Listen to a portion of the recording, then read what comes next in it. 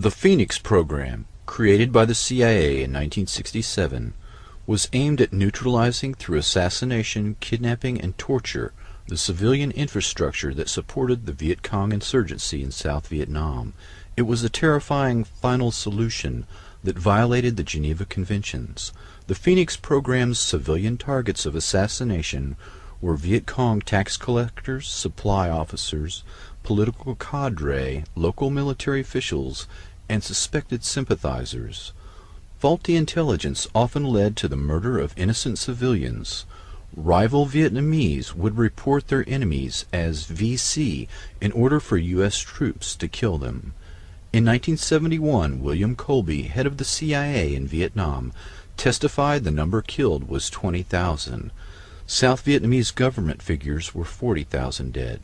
CIA officer Ted Shackley managed 600 military and 50 CIA liaison officers who were working with South Vietnamese officers in 44 provinces.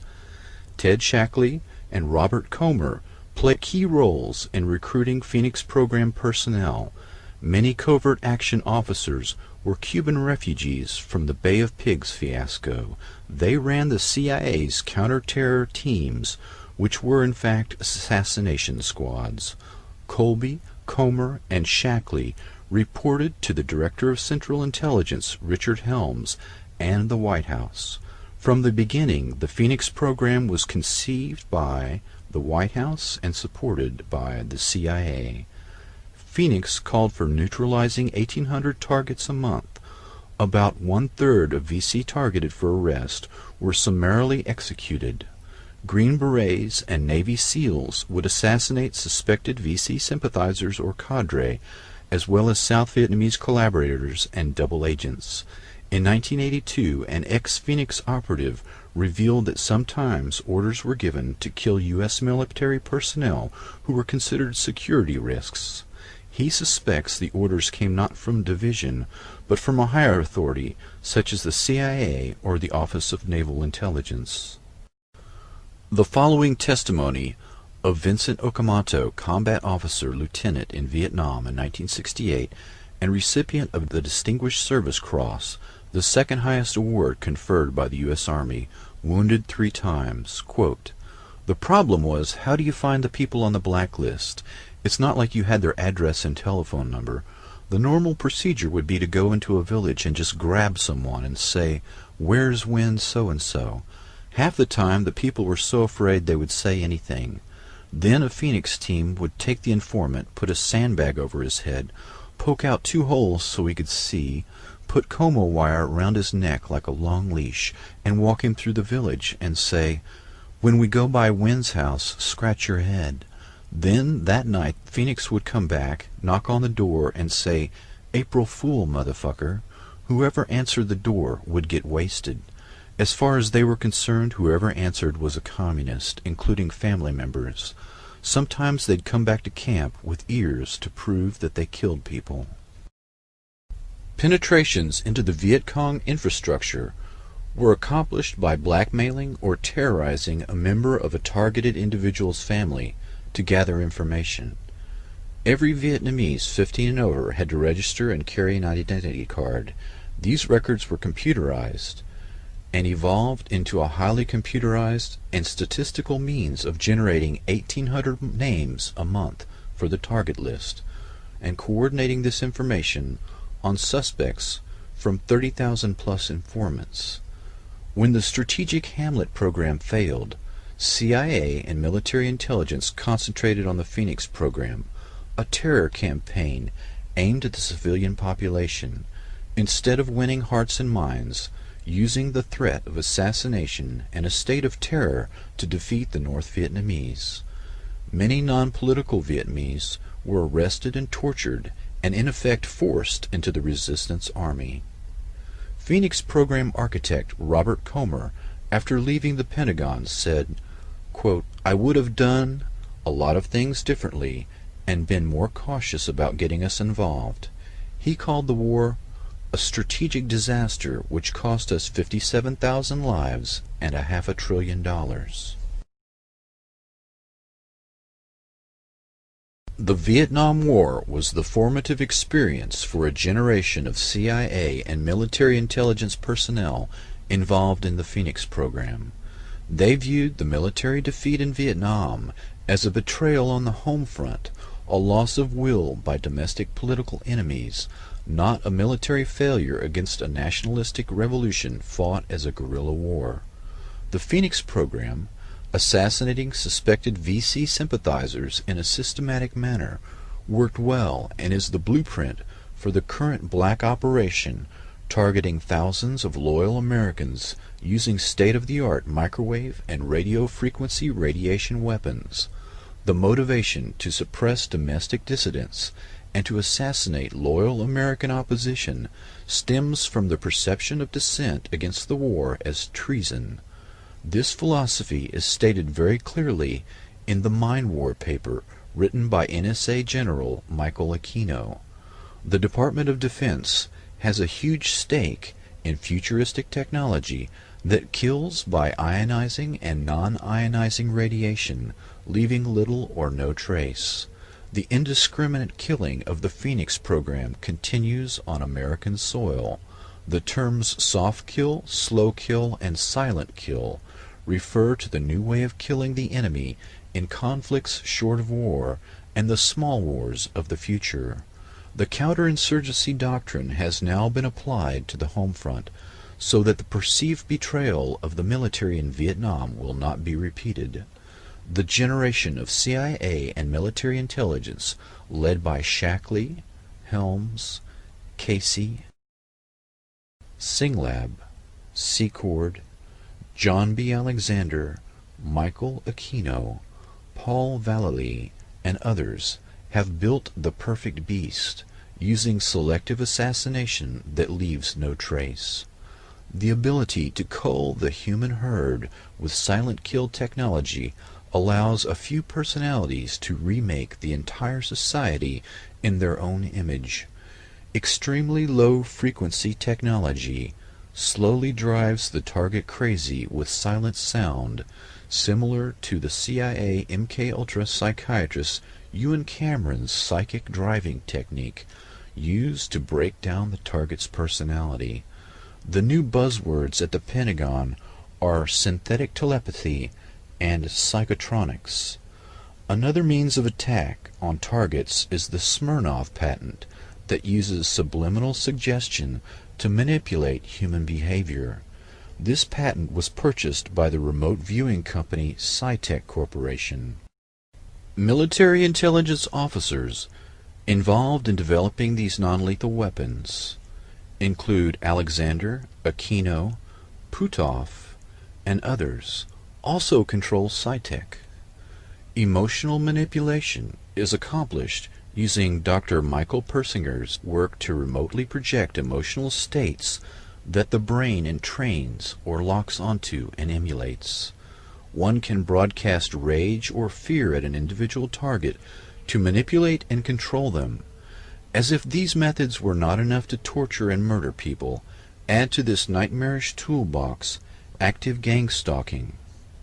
CIA-created cults and other cause-oriented groups are used to induce further trauma in the target by actively harassing them in public in a neutralization technique described in counterintelligence operations manuals that are aimed at enemy agents. In the race to develop a new weapon, it has always been necessary to test it on human beings.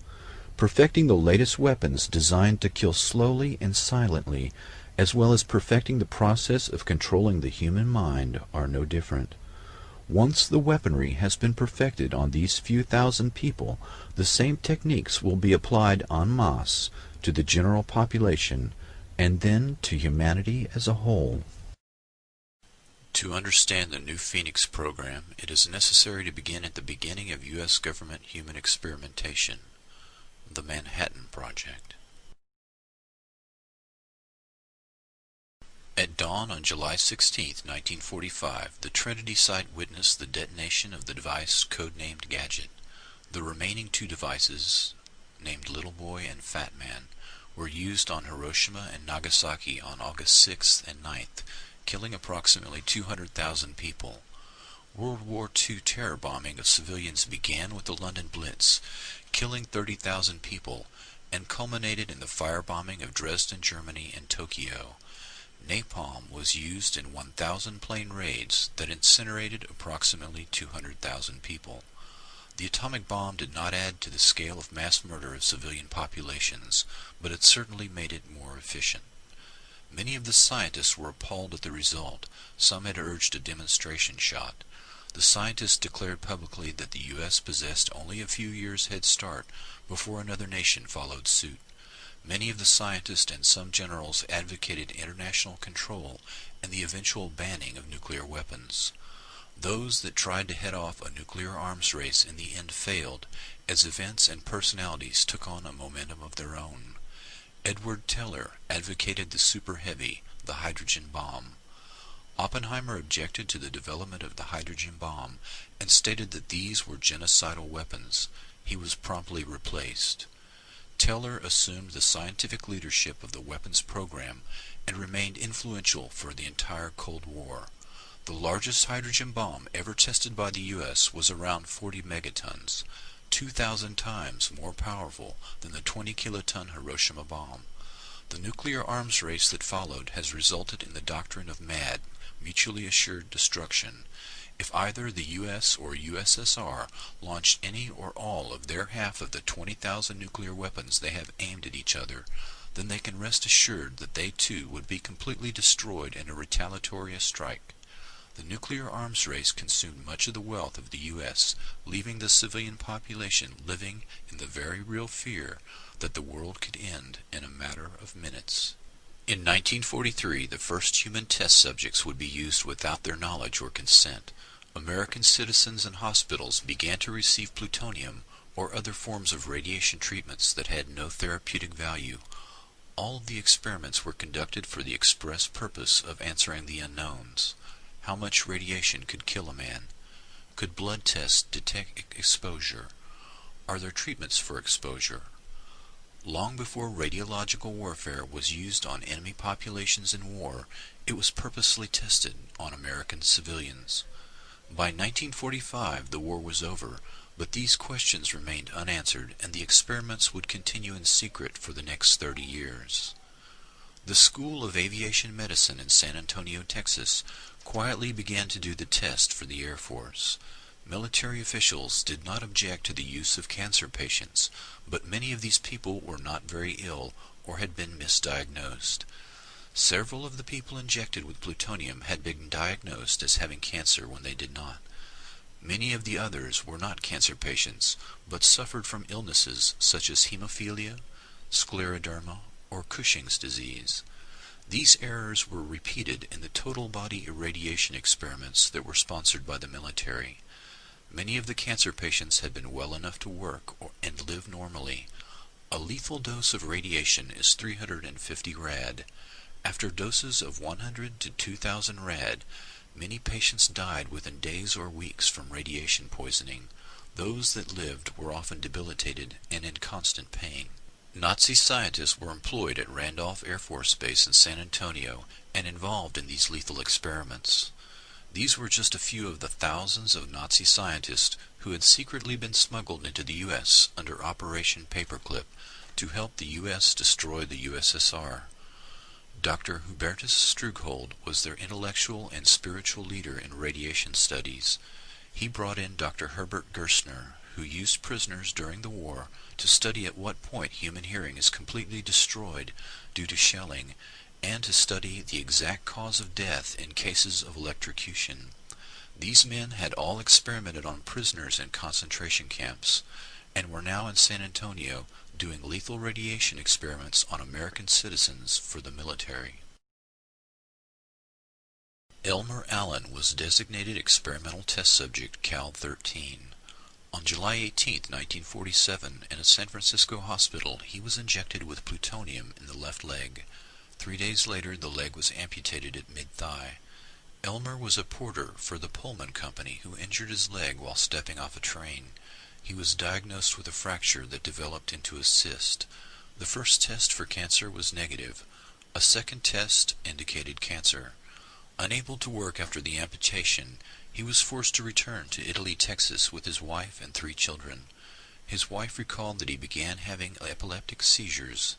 Quote, "He would chew through the spoon, his tongue too." Elmer began drinking heavily and told his best friend that he had been used as a guinea pig, but no one, not even his family doctor, believed him. The doctor later diagnosed him as a paranoid schizophrenic. During an effort to collect the bodies of the people injected with plutonium, it was discovered to their amazement that 4 of them were still alive. 1 year after Elmer's death, the family was contacted by a reporter and learned that Elmer had been a human experimental subject, and the family had been lied to for 44 years. Elmer Allen died in 1991. His headstone reads Elmer Allen, 1911-1947, Cal 13, 1947-1991, one of America's nuclear guinea pigs. I hope you will understand that just as Jewish fathers were placed in the ovens at Auschwitz, my father, Elmer Allen, was placed in his own private oven here in the United States of America. He was left there for 44 years, and the scientists occasionally took a peek inside to see if he was still alive. His survivors are pledged to tell the truth about this experiment for the next 50 or even 100 years if necessary, so that future generations will have more than lies, half-truths, and inconclusive reports when attempting to recount this real-life horror story.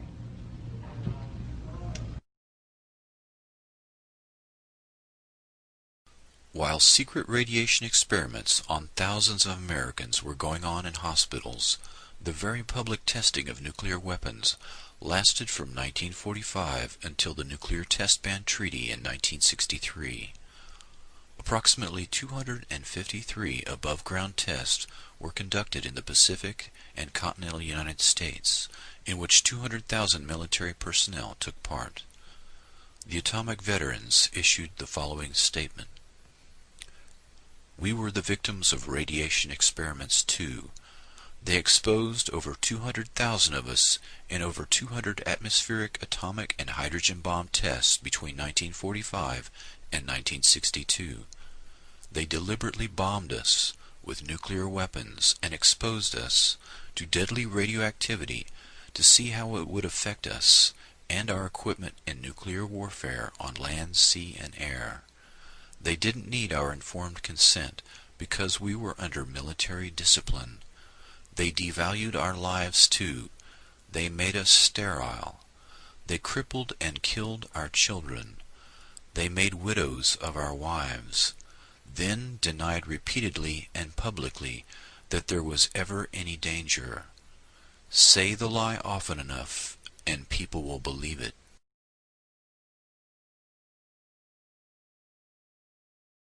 Of your company? Yes, sir, that's right. How many of your men do you think would volunteer to go up and be in one of those foxholes when the bomb went off?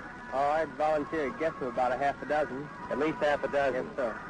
You know, that's quite a loud noise that bomb makes when it goes off. Do you think it would do any harm? No, I don't think the noise would, sir, no. How about radiation? Do you think there's much danger from radiation? Well, radiation is the least of the worries that the men are thinking about. I think most people thought that radiation was the greatest danger, didn't they? What did they learn different? Well, prior to our instructions here, we received a very thorough briefing before we even came into close to contact with it. A third group of experimental human subjects, besides the radiation experiment victims and the atomic veterans, are the downwinders. This term refers to all the people exposed to radiation as a result of atmospheric testing. This group in essence comprises the entire United States and in fact the entire world. Fallout from all 2,000 nuclear tests has deposited plutonium, strontium-90, and other radioactive substances in the bodies of every human being on Earth. At what point this experiment would prove fatal for all human life is unknown, but it is known that the human embryo is very vulnerable, and that 1 to 2 rads is sufficient to produce deformity or death. This much radiation and more has been deposited across the continental United States. several studies document an unexplained increase in child mortality in the U.S. that began shortly after testing began and decreased after atmospheric testing ended. The government held hearings in the 1990s and gave monetary compensation to some individuals injected with plutonium, but not the thousands of others injured in secret testing. The government's report is largely a whitewash. Few victims were compensated, and no scientist or government employee was ever punished. The institutions involved all claimed ignorance or that the patients were fully informed, which was patently false in all cases. They have largely dodged their responsibility for participating in these acts, the same acts for which the Allies hung Nazi war criminals. After the 1995 Presidential Advisory Committee on Human Radiation Experiments submitted its final report, the children of the deceased plutonium victims had the following statements. Quote, "I guess the government really won. All the culprits that planned and executed this thing got away with it. For them to say that a little apology is enough is just beyond belief. I do feel betrayed, and I feel abused by this committee's report." Unquote. Nuclear explosions produce plutonium oxide, which is deposited in the lungs and lymph nodes and cannot be detected in the urine. The human experimental subjects were injected with a different form, plutonium citrate or plutonium nitrate, which does show up in the urine. 30 years of testing urine from those exposed in above-ground nuclear tests has led to thousands of tests that show a false negative, meaning that the tests were scientifically useless. It had all been for nothing. Mary Jean Connell, the only living victim of the plutonium experiments, when asked how she felt after receiving $100,000, merely replied, "I'm afraid it's going to happen again, you know."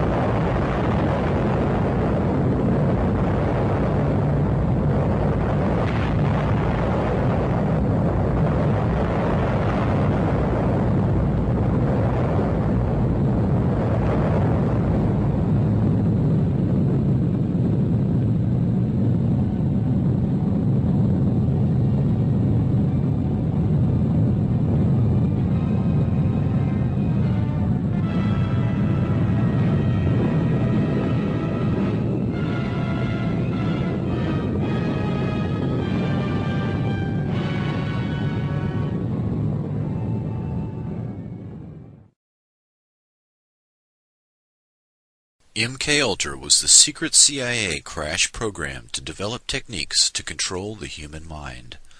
By the end of the Korean War, 70% of the 7,000 U.S. prisoners of war had signed confessions, 15% cooperated fully, and only 5% steadfastly refused confession or indoctrination. Professors Wolf and Hinkle submitted a secret report to Director of Central Intelligence Alan Dulles about communist methods of brainwashing that was the definitive work on the subject in 1953. It stated that no drugs or machines were used. Intense psychological pressure and human weakness were the key, beginning with solitary confinement. Guards constantly reminded the prisoner that he was totally cut off from outside support, ordered him to stand for long periods, dictated the positions allowed for sleep, waking him if he moved while sleeping, banned all outside stimuli such as books, conversation, or news of the outside world. After 4 to 6 weeks the prisoner would break down. Quote, "He weeps, he mutters, and prays aloud in his cell." At this stage the interrogation began in a special room. The guard told him that he knew his own crimes all too well. The prisoner is in the position of trying to prove his innocence to he knew not what. The interrogator and the prisoner bond in their shared ransacking of the captive's soul. As the interrogation proceeded, the prisoner realized that he could only end his ordeal with a full confession. Quote, "The prisoner feels that something must be done to end this. He must find a way out." According to a KGB man, more than 99% of prisoners sign a confession at this stage. Then the subject was either shot or sent to a labor camp after sentencing. Chinese techniques would move on to re-education of prisoners by moving them into a group cell for political indoctrination, incessant study of Marx and Mao, lectures and self-criticism led to political conversion by group pressure. Prisoners demonstrated their commitment by ferociously attacking any deviations. Constant intimacy with prisoners who reviled him for his resistance pushed the prisoner beyond his emotional endurance. As the prisoner conformed, his cellmates gave increased acceptance and esteem, which reinforced his commitment to the party, for he learned that only his acceptance allowed him to live successfully in the cell. In contrast, the American mind control effort was a mini Manhattan Project, with the conviction that the keys to brainwashing lay in technology.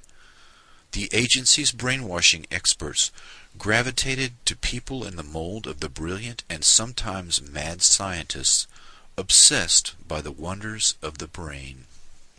In 1953, CIA officer Richard Helms chose Dr. Sidney Gottlieb to run the technical service staff.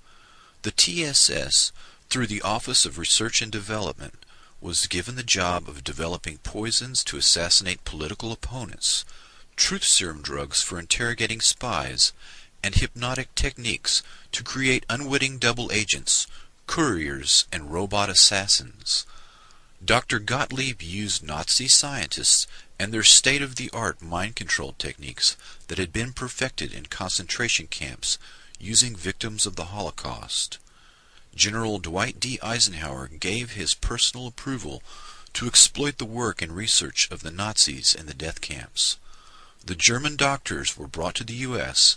and went to work for Project Paperclip. These men were insulated against war crimes charges. The Nuremberg prosecutors were shocked that the U.S. authorities were using German doctors despite their criminal past. Under the leadership of Dr. Strughold, 34 scientists accepted contracts from Project Paperclip and were moved to Randolph Air Force Base in San Antonio, Texas. These personalities began to work on human radiation studies, aviation medicine, microwave technology, and MKUltra mind control experiments. The authorization to hire these Nazi scientists came directly from the Joint Chiefs of Staff. The top military brass stated that they wished to exploit these rare minds. Operation Paperclip eventually recruited 9,000 Nazi scientists and technicians to help the U.S. destroy the USSR. Some of these scientists were known as programmers, people skilled in the art of breaking down and controlling the human mind. Dr. Joseph Mengele and others experimented extensively with children and adults using mescaline, electroshock therapy, hypnosis, sensory deprivation, torture, rape, starvation, and trauma bonding in an effort to control the human mind. Dr. Mengele was so successful using the technique of trauma bonding that survivors today still exhibit a profound affection for their torturer, referring to Mengele as Beautiful Joseph. Dr. L. Wilson Green was a Jewish doctor who the Nazis coerced to participate in their experiments at Auschwitz. This individual, whose code name was Dr. Green, came to the U.S. after World War II and began to experiment on adults and children for the military and CIA. The military and CIA copied the Nazi methodology and began numerous programs of their own. The first CIA program was known as MKUltra. The MK is an abbreviation for the German words for mind control. By 1953, the CIA, U.S. Navy, and U.S. Army Chemical Corps were conducting their own narco-hypnosis programs on prisoners, mental patients, foreigners, ethnic minorities, and those classified as sexual deviants. To avoid confusion, the dozens of mind control operations will be referred to generically as MKUltra. According to MKUltra documents and sources, the methodology of mind control works best when severe trauma is administered by the age of 3 years old. Severe trauma, such as rape, applied at the age of 3, will cause the personality to split or dissociate in an attempt to shield the mind from memories of events too painful to endure. The psychiatric terms are multiple personality disorder or dissociative identity disorder, and can be produced accidentally or purposefully. The Three Faces of Eve is the true story of multiple personality disorder created by childhood abuse. Psychic trauma and creation of multiple personalities was eventually codified by programmers into a standard methodology and is typically accomplished by forcing children to observe and participate in the ritual sacrifice of animals and humans, and inducing further psychic trauma by the means of rape and other horrors. The trauma causes the dissociation. This functions much like the partitioning of a hard drive in a computer. The dissociative state is used as an opening to hypnotically induce an alternate shell personality. The programmer will use hypnosis and triggers to call forth the created personality, known as an alter personality. Only 20% of the general population is easily hypnotizable, but trauma at an early age makes people vulnerable to dissociation, and thus easily hypnotizable. Typically, the programmer might wear a costume, such as a rabbit suit, and sacrifice a rabbit in front of the child victims before they are physically traumatized. The image of the rabbit, a phrase from Alice in Wonderland, or similar paired images are used as the triggers to call forth the alter personality. The method works best when the trauma is repeated around 6 years of age. A few years later, the child victim's IQ test and personality test are evaluated to determine whether the child may be trained in assassination, sexual blackmail, drug courier, or other role. The subject can be hypnotized and used for operations, but would only be consciously aware of the sense of lost time. Dr. Sidney Gottlieb employed these early programmers and concentrated on the use of LSD for mind control and exotic poisons and drugs for political assassinations. He personally gave LSD to an unknowing fellow scientist, Dr. Frank Olson, who worked for the Army Chemical Corps Special Operations Division at Fort Detrick. His job was developing biological weapons. Dr. Olson committed suicide by jumping through the window of a 10th floor hotel. Dr. Gottlieb concealed his actions, and the Olson family was unaware of the cause of his suicide until 27 years later, when the facts emerged during a congressional hearing on CIA abuses. The link between Gottlieb and Olson illustrates how the different elements of biological and chemical weapons, radiation testing, and MKUltra were all intertwined. Dr. Ewen Cameron was president of the American and Canadian Psychiatric Associations. He ran the Allen Memorial Institute, which was founded in 1943 with funds from the Rockefeller Foundation. Nazi paperclip scientists made their way into the CIA and military-sponsored mind control programs here in the United States and Canada. Some of these scientists were friends of Dr. Cameron. Money for Cameron's operation came from the CIA and was funneled through the Cornell Society for the Investigation of Human Ecology. The systematic annihilation or depatterning of a subject's mind and memory was accomplished with overdoses of LSD, barbiturate sleep for 65 days at a time, and electroshock therapy at 75 times the recommended dosage. Psychic driving, the repetition of a recorded message for 24 hours a day, programmed the emptied mind. The Canadian government settled a class action lawsuit by 250 former patients of Dr. Cameron decades later, but no person or institution has ever been disciplined or punished for these activities. Linda McDonald was 25 years old in 1963 when Dr. Cameron treated her for mild postpartum depression. She received 102 electroshock therapy treatments, 80 days of drug-induced sleep, and emerged completely depatterned, essentially like a newborn, totally incontinent, unable to state her name or recognize her husband and children. She had to relearn how to drive, cook, read, and use a toilet. Eventually, unlike many of the patients of Dr. Cameron, she made a complete recovery. Cameron was the premier psychiatrist of the 20th century. He had studied Nazi scientists at the Nuremberg trials, and later replicated many of their methods, and sought their assistance in the race to control the human mind. Cameron's mind control experiments were one program out of many run by the CIA, Navy, Air Force, Army, and others. Although many parallel operations were occurring in the U.S., none of them was ever discovered or prosecuted. These programs were run by men of the likes of Morse Allen, Dr. L. Wilson Green, Dr. Martin Orne, Dr. Stephen Aldrich, Dr. James Hamilton. These and other American and foreign-born programmers were supervised by Dr. Sidney Gottlieb, who was in turn supervised by Richard Helms and Allen Dulles, the director of the Central Intelligence Agency.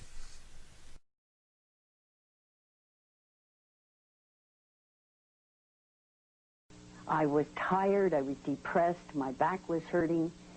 And so he said to the children's father, why don't you go to Montreal and visit this Dr. Ewan Cameron, this famous man who has all of these accolades, and have an assessment. So we went. My medical file even says that I took my guitar with me. And that was the end of my life. Within 3 weeks, Dr. Cameron decided to call me an acute schizophrenic and ship me up to the sleep room. I was in a coma for 86 days. 86 days of unbroken sleep. Yeah. Total comatose state. I had to be toilet trained. I was a vegetable. I had no identity. I had no memory. I'd never existed in the world before. Like a baby. Just like a baby that has to be toilet trained. Pictures, and I know who that is, who they are, but I don't remember them as my children at all. I mean, I know that they came from my body, but there's no, that's all. I don't know, and that's because I was told that. So these are my children.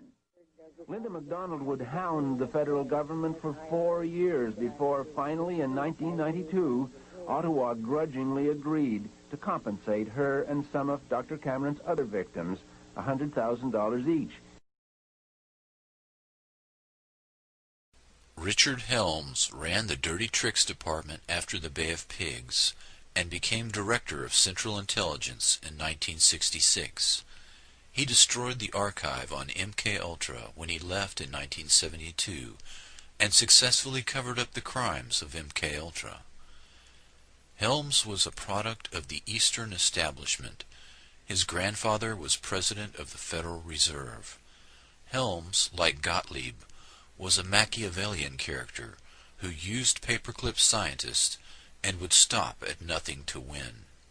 He advocated low-intensity warfare, transmitting strategic subliminal messages to the brains of enemy populations, and the use of high frequencies to affect memory and the unconscious mind. In 1964, he wrote a memo to the Warren Commission where he mentions biological radio communication, quote, "Cybernetics can be used in molding of a child's character, the inculcation of knowledge and techniques, the amassing of experience, the establishment of social behavior patterns, all functions which can be summarized as control of the growth processes of the individual." In 1953, MKUltra relied on LSD, but by the 1960s the emphasis had changed to biological radio communication.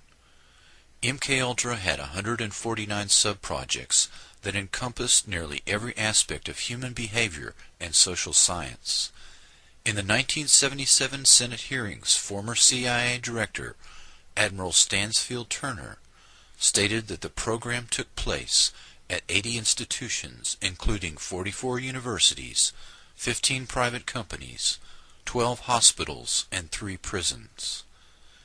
MKUltra Subproject 119 was the foundation of all non-lethal weapons programs currently active and included a summary of 5 areas, one of which is entitled Techniques of Activation of the Human Organism by Remote Electronic Means.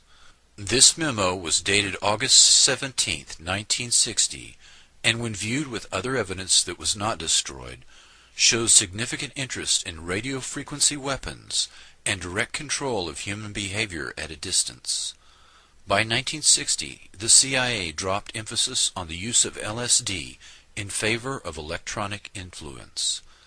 This aspect of the research is where the greatest modern emphasis has been, rather than chemical or biological agents, both of which violate existing treaties and leave physical traces. Dr. Stephen Aldrich took control of the Office of Research and Development in 1962 from Dr. Sidney Gottlieb. Aldrich started Operation Often, an investigation into the occult with the help of Houston sorceress Sybil Leek. CIA behaviorists carefully studied every aspect of the occult underground. The Scientific Engineering Institute, SEI, was a CIA cutout that had been set up in 1956 to study radar. In 1962, SEI set up a lab to study the effects of electrodes deep in the brain. In 1972, SEI also sponsored a course at the University of South Carolina in rituals of demonology and voodoo. Dr. Aldrich was an MKUltra programmer who focused on remote brain manipulation and the occult, the twin threads that run through SEI Corporation. In 1962, a CIA manual focused on radiohypnotic intracerebral control, RHIC, which was developed by the Pentagon, quote, "When a part of your brain receives a tiny electrical impulse from outside sources, such as vision, hearing, etc., an emotion is produced. Anger at the sight of a gang of boys beating an old woman, for example. The same emotions of anger can be created by artificial radio signals sent to your brain by a controller. You could instantly feel the same white-hot anger without any apparent reason." Unquote. Another term, electronic dissolution of memory, EDOM, refers to the ability to erase memory at a distance.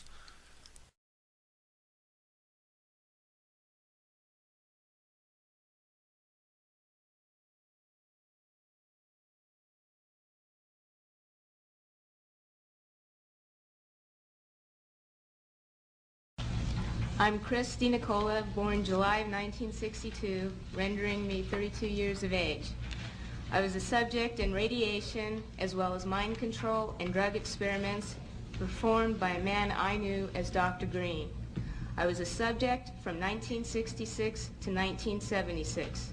Dr. Green performed radiation experiments on me in 1970, focusing on my neck, throat, and chest, 1972 focusing on my chest and my uterus in 1975. Each time I became dizzy, nauseous, and threw up. All these experiments were performed on me in conjunction with mind control techniques and drugs in Tucson, Arizona.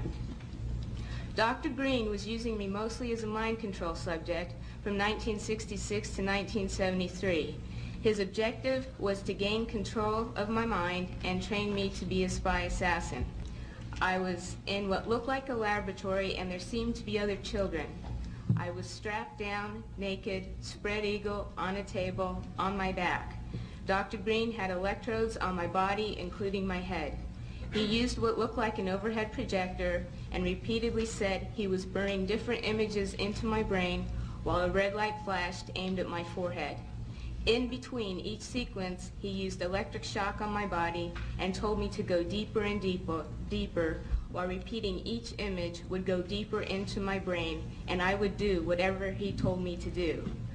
I felt drugged because he had given me a shot before he started the procedure. When it was over, he gave me another shot. The next thing I remember, I was with my grandparents again in Tucson, Arizona. I was 4 years old. You can see from this experiment that Dr. Green used trauma, drugs, post-hypnotic suggestion, and more trauma in an effort to gain total control of my mind. He used me in radiation experiments both for the purposes of determining the effects of radiation on various parts of my body and to terrorize me as an additional trauma in the mind control experiments. The rest of the experiments took place in Tucson, Arizona, out in the desert.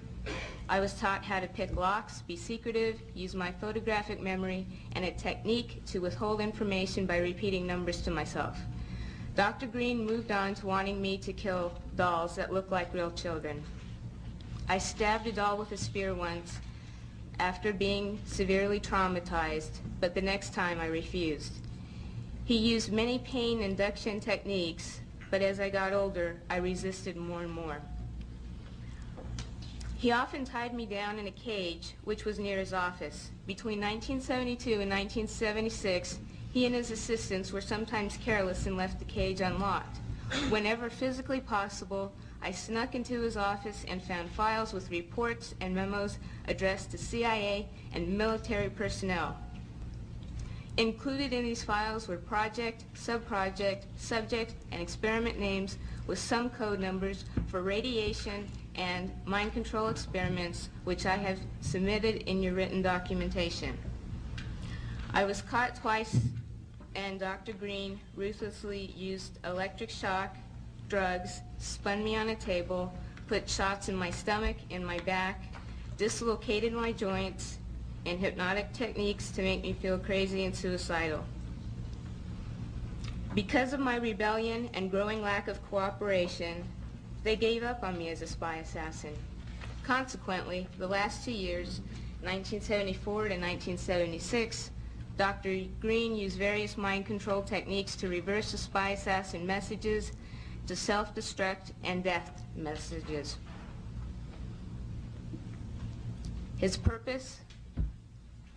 He wanted me dead, and I struggled to stay alive all of my adult life. I believe it is by the grace of God that I am still alive. These horrible experiments have profoundly affected my life.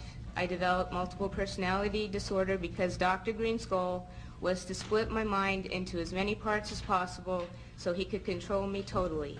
He failed, but I've had to endure years of constant physical, mental, and emotional pain, even to this day. Between the years of 1957 and 1984, I became a pawn in a government scheme. His ultimate goal was mind control and to create the perfect spy, all through the use of chemicals, radiation, drugs, hypnosis, electric shock, isolation in tubs of water, sleep deprivation, brainwashing, verbal, physical, emotional, and sexual abuse. I was exploited unwittingly for nearly 3 decades of my life, and the only explanations given to me were that, quote, the end justifies the means, and, quote, I was serving my country in their bold effort to fight communism. I can only summarize my circumstances by saying they took an already abused 7-year-old child and compounded my suffering beyond belief. The saddest part is, I know for a fact that I was not alone. There were countless other children in my same situation, and there was no one to help us. until now. Dr. L. Wilson Green, who claimed to have received $50 million from the Edgewood Chemical and Radiology Laboratory as part of the TSD, or Technical Science Division of the CIA, once described to Dr. Charles Brown that, quote, children were used as subjects because they were more fun to work with and cheaper, too. They needed lower profile subjects than soldiers or government people, so only young, willing females would do. Besides, he said, I like scaring them. They in the agency think I'm a god, creating subjects' experiments for whatever deviant purposes Sid and James can think up. Sid being Dr. Sidney Gottlieb, James, Dr. James Hamilton. In 1958, I was to be tested, they told me, by some important doctors from the Society, or the Human Ecology Society, and I was instructed to cooperate. I was told not to look at anyone's faces and try hard not to ignore any names, as this was a very secret project. But I was told to be brave, and all these things would help me forget. Naturally, as most children do, I did the opposite and remembered as much as I could. Dr. John Gittinger tested me, Dr. Cameron gave me the shocks, and Dr. Green the x-rays. Then I was told by Sid Gottlieb that, quote, I was right for the big A, or meaning artichoke. By the time I left to go home, just like every time from then on, I would remember only whatever explanations Dr. Robert G. Heath of Tulane Medical University gave me for the odd bruises, needle marks, burns on my head, fingers, and even the genital soreness. I had no reason to believe otherwise. They had already begun to control my mind. The next year, I was sent to a lodge in Maryland called Deep Creek Cabins to learn how to sexually please men. I was taught how to coerce them into talking about themselves, and it was Richard Helms, who was deputy director of the CIA, Dr. Gottlieb,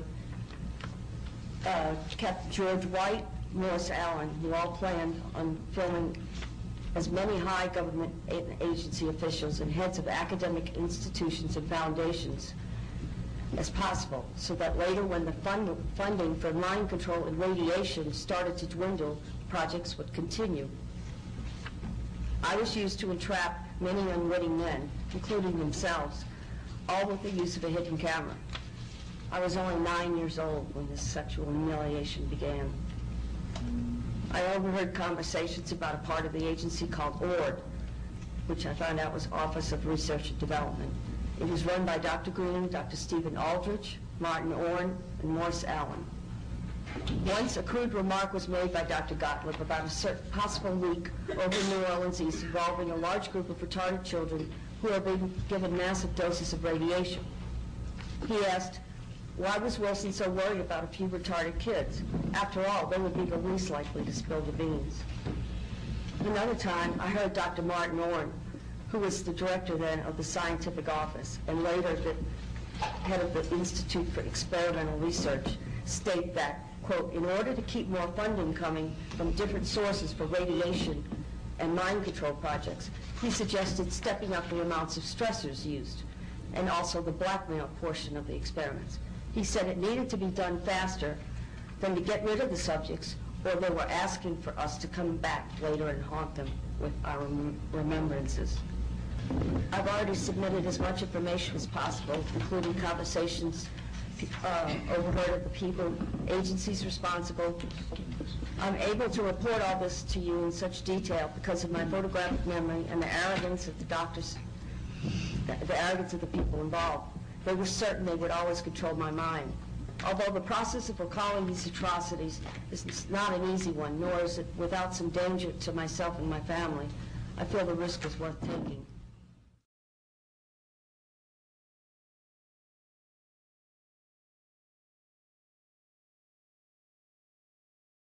Project Pandora. In 1953, the Russians began to bombard the U.S. Embassy in Moscow with electromagnetic radiation in the microwave spectrum, but the fact was kept secret from the embassy employees. U.S. Ambassador Stossel contracted a blood disease, bleeding eyes, nausea, and eventually lymphoma. He and other employees eventually died as a result of the microwave attacks. Dr. Henry Kissinger sent a secret memo giving hazard pay to embassy personnel in the 1970s. Before the attacks, the USSR had met with the U.S. to try to head off an arms race in electromagnetic weapons, but were refused. In retaliation, they began microwaving the U.S. Embassy.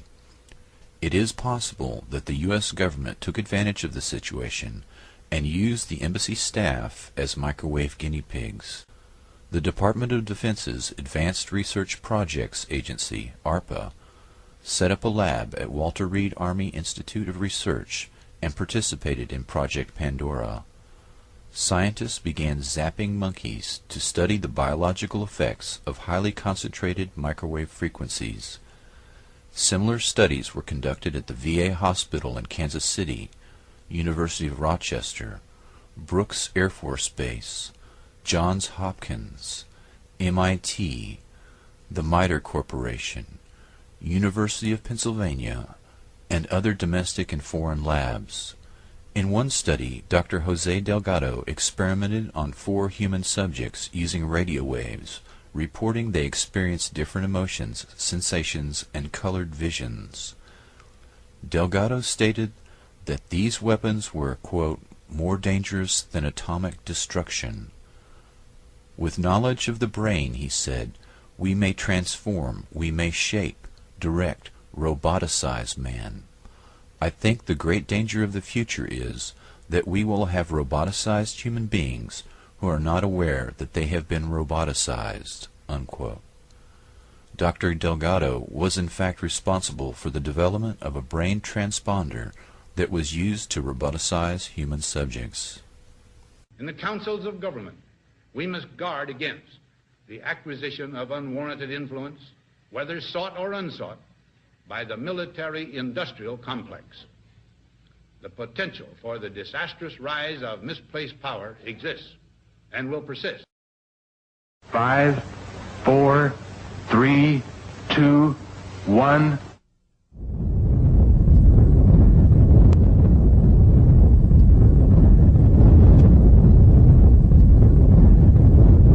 In the dead silence of the morning, at 5:29:45 Mountain War time, the Jornada del Muerto was bathed in an intense flash of a light that man had only seen from the stars.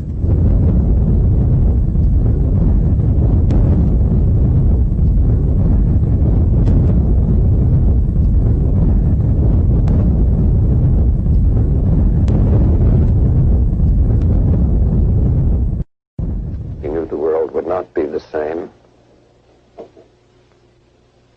Few people laughed. Few people cried. Most people were silent. I remembered the line from the Hindu scripture, the Bhagavad Gita.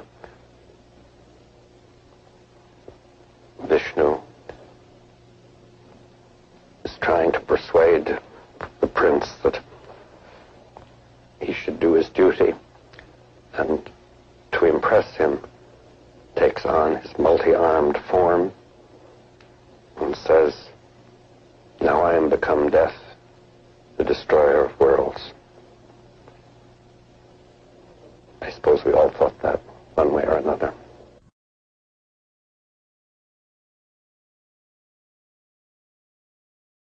The women peace campers at Grenham Common, England, claimed that they were attacked by U.S. electromagnetic weapons from within the U.S. Air Base. Scientists from Electronics Today measured some form of electromagnetic wave that was responsible for the illnesses they suffered. A team of doctors from the Medical Campaign Against Nuclear Weapons compiled a report on the condition of the affected women. The women first noticed a pattern of illness emerging in 1984. Women at different points around the camp appeared to experience similar symptoms at the same time, even though they were not in contact with one another. Large numbers of women complained of sudden feelings of extreme tiredness shortly before major events, such as the departure of a cruise missile convoy. Readings taken with a wide-range signal strength meter showed marked increases in the background signal level near one of the women's camps at the time they claimed to be experiencing ill effects, including vertigo, retinal bleeding, burnt face even at night, nausea, sleep disturbances, palpitations, loss of concentration, loss of memory, disorientation, severe headaches, temporary paralysis, faulty speech coordination, irritability, and a sense of panic in non-panic situations, and in one case, a circulatory failure that required emergency treatment. Many of these symptoms have been associated in medical literature with exposure to microwaves, and especially through low-intensity or non-thermal exposure. These effects have been reviewed by Dr. Robert Becker, twice nominated for the Nobel Prize and a specialist in electromagnetic effects. His report confirms that the symptoms mirror those he would expect to see had microwave weapons been deployed. British defense officials have denied any form of electronic signal was being used against the protesters.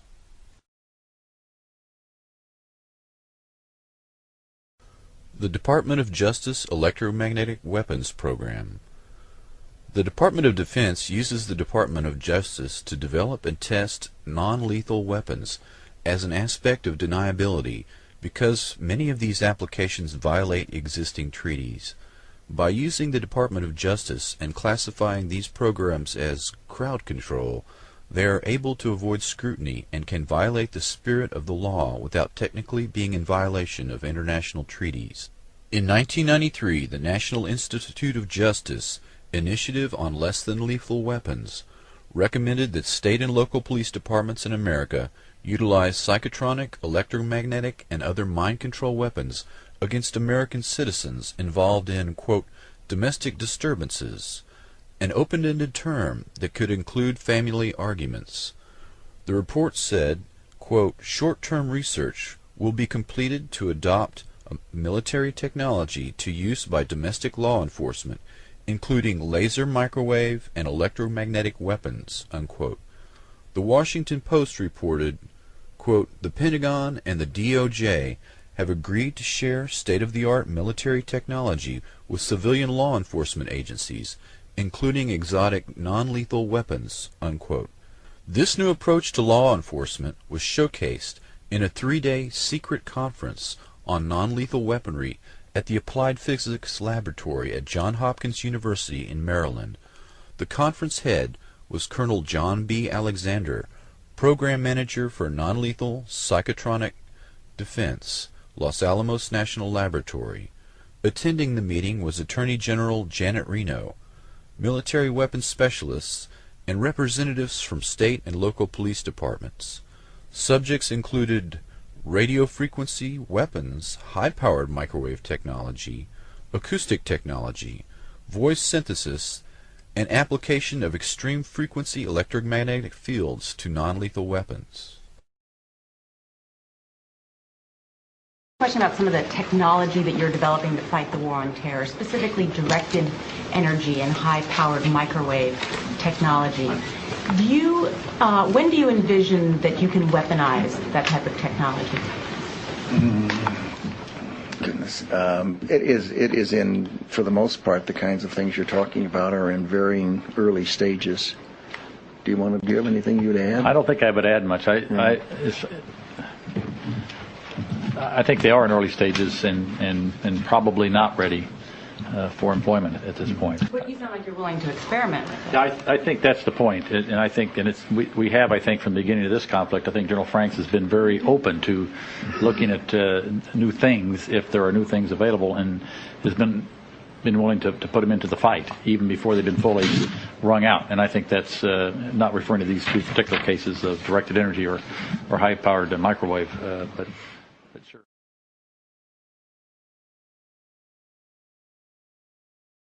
Just the head was burned, and the other parts of the bodies wasn't anything that's happened on it. Al-Ghazali reported that he had seen 3 passengers in a car, all dead, with their faces and teeth burnt, the body intact, and no sign of projectiles. There wasn't any bullet. I saw they teeth, just their teeth, and no eyes. All of them, with the body nothing for the bodies. Just the teeth and all the, the heads were burned. There were other inexplicable aspects. The terrain where the battle took place was dug up by the American military and replaced with other fresh earth. The bodies that were not hit by projectiles had shrunk to just slightly more than 1 meter in height. Except that the bodies is killed by the bullets. Most of them that become very small. It's like that, something like that.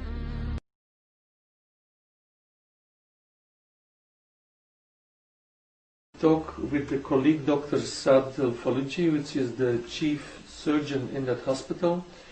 Dr. El-Falluji said to me that from the survivors that he operated, that they said they did not hear any noise. So there was no explosion to hear, no metal fragments or shrapnels or bullets in the bodies. So they themselves were thinking of some strange kinds of weapon which they did not know. No gunshot wounds. No. I don't know what it was really.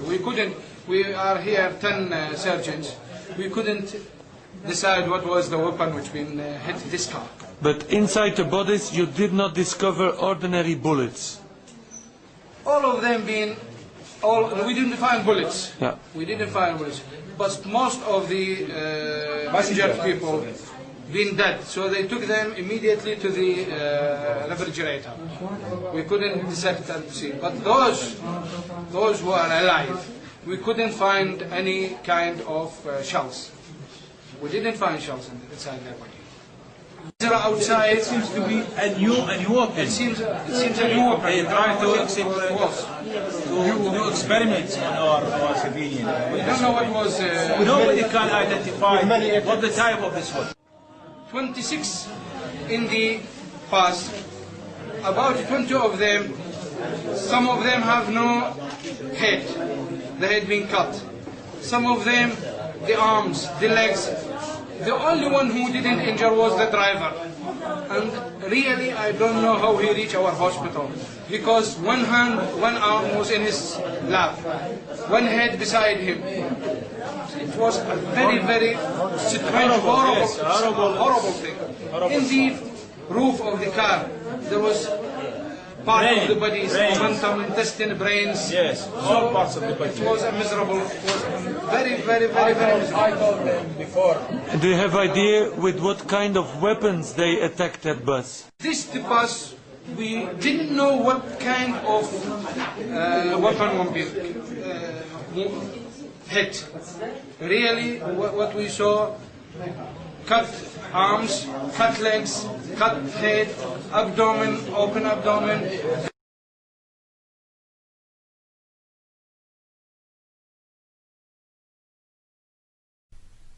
Intelligence agencies have infiltrated and created some satanic groups, with the resurgence of these groups beginning in 1966, particularly with the birth of the Church of Satan, founded by Anton LaVey. LaVey studied criminology in San Francisco and worked in the San Francisco Police Department Crime Lab. He also worked as an informant for Interpol. Prior to the Church of Satan, LaVey ran a group called the Magic Circle. LaVey's most famous associate is the National Security Agency General Michael Aquino. At the time of his membership in LaVey's group, Aquino was an Army specialist in intelligence and psychological warfare. In 1973, he became the executive officer of the 306th Psychological Operations Battalion, contemporary with his founding of the Church of Set. General Michael Aquino wrote, "From PSYOP to Mind War, the Psychology of Victory." Aquino's thesis stated that enemy populations could be subdued by inflicting a state of psychological terror and feelings of imminent destruction. He discusses the use of psychotronic weapons or electromagnetic weapons that influence the mind. Capitulation could be induced without firing a shot by extremely low-frequency signals piggybacked on broadcasts of radio, TV, or microwave communications in order to influence and manipulate the thoughts and feelings of the target population. During the 1960s, he was prominent in the Church of Satan and a close friend of Anton LaVey until he started his own Church of Set. A police intelligence report dated July 1, 1981 reads, quote, "The Church of Set is a group of hundreds of members that operates on a national level. Michael Aquino is the official head and rules through a council of 9 who are in fact his lieutenants," unquote. At least 2 members of the Council of 9 at that time were members of Army intelligence. In the late 1980s, Aquino was accused by the San Francisco Police Department of being involved in a satanic child molestation ring centered on the daycare at the Presidio military base where Aquino was stationed at the time. Probable victims numbered at 68, many of whom had contracted venereal disease. 22 families filed $66 million in claims against the Army, claiming that criminal charges against Michael Aquino were dropped due to pressure from the Army. General Aquino admitted to renting the German castle where the Nazi SS were formed and reenacting the secret ceremony among fellow intelligence officers dressed in full Nazi regalia. General Aquino is now the highest-ranking officer in the National Security Agency, along with General Black and General Hayden. It is important to remember that General Aquino is first and foremost a military intelligence officer with over 40 years' experience in counterinsurgency operations and an expert in psychological warfare. General Aquino's psychological warfare campaign has started or infiltrated cults and other closed systems as part of a concerted effort to control large numbers of people and to destabilize the centers of constitutional and legal authority both here in the United States and in other nations. This methodology is part of a concerted plan that spans several generations. The Church of Satan and the Church of Set, as well as other cults and mainstream organizations, are closed systems with their own belief systems that are insular and separate from the reality that most people take for granted. These closed systems allow large numbers of people to be manipulated into performing antisocial acts that most members of the greater society would not contemplate. Aquino first participated in MKUltra-related activities in Vietnam as part of the Phoenix program in the 1960s. These ongoing MKUltra operations are functioning as a counterinsurgency and infiltration operation aimed at destabilizing the United States and other industrialized nations. The following cults have been used by General Aquino or his associates to continue MKUltra operations outside of the laboratory. The mass suicides at Jonestown of 890 people had similar threads, a cult with sinister connections. Jim Jones, who had connections to the CIA, set up his utopian experiment on the same land the CIA had used to train mercenaries to fight in Angola. According to investigators, the Jonestown experiment was conceived of by Dr. Lawrence Laird Layton, staffed by him and financed by Layton. The African-American cult had at its core a Caucasian inner council composed of Layton and his family. Layton was a chemist in the Manhattan Project and head of the Army's Chemical Warfare Research Division in the 1950s. The People's Temple cult took over the Mendocino State Hospital as a part of a government pilot project to evaluate the feasibility of deinstitutionalizing mental patients. After a reduction in state funding, most of the patients at the Mendocino State Psychiatric Hospital were released into the custody of the People's Temple. Congressman Leo Ryan was assassinated in his attempt to investigate the cult.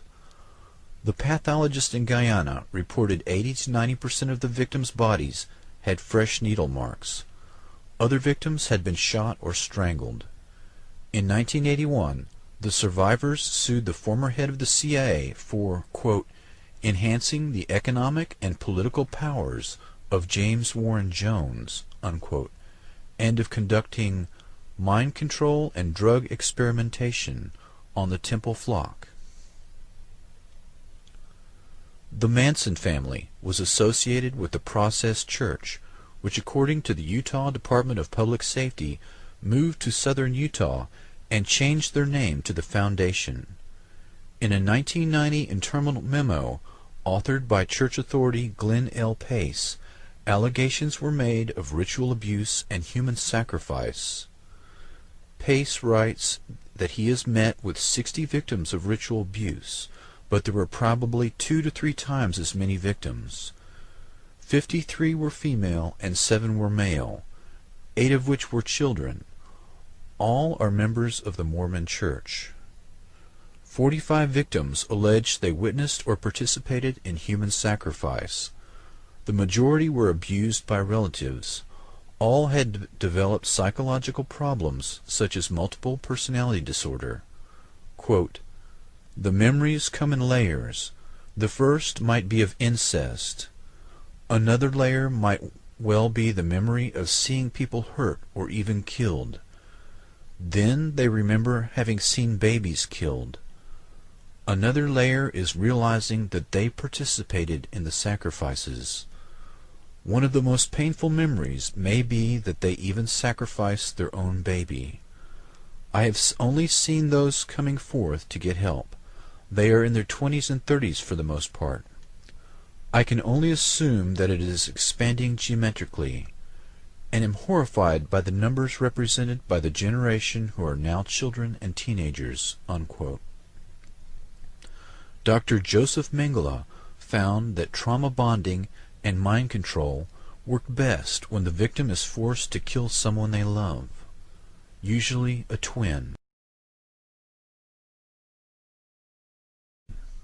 The Franklin conspiracy refers to a sexual blackmail operation and savings and loan fraud that began in Omaha, Nebraska in the early 1980s.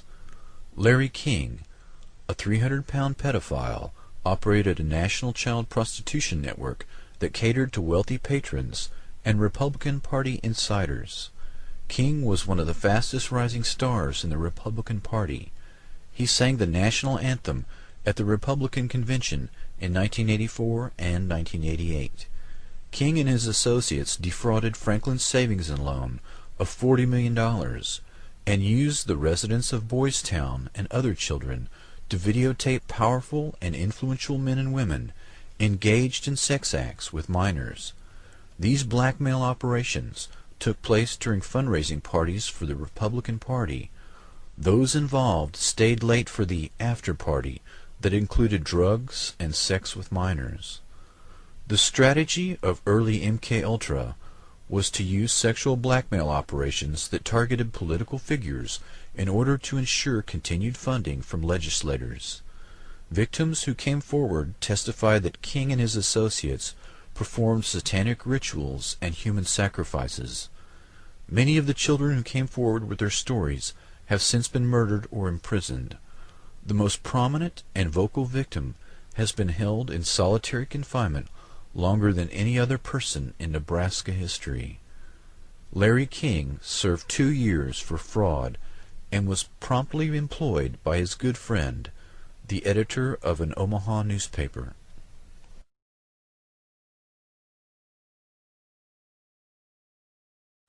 The Unification Church of Reverend Sung Myung Moon had close connections to the KCIA, the Korean Central Intelligence Agency, since its creation by the U.S. Central Intelligence Agency. 4 of Moon's early leaders were Army officers with KCIA credentials, and Moon's most influential aide, Dr. Bo Hai Pak, was liaison between the CIA and the KCIA, making numerous trips to the NSA headquarters at Fort Meade, Maryland. Moon's church is fabulously rich, with at least 600 front groups. It purchased the Washington Times newspaper for over $1 billion. Moon has claimed that he is the reincarnation of Jesus, Buddha, and Mohammed. He preaches love, but attacks his critics mercilessly, and uses the terminology of violence and apocalyptic revelation.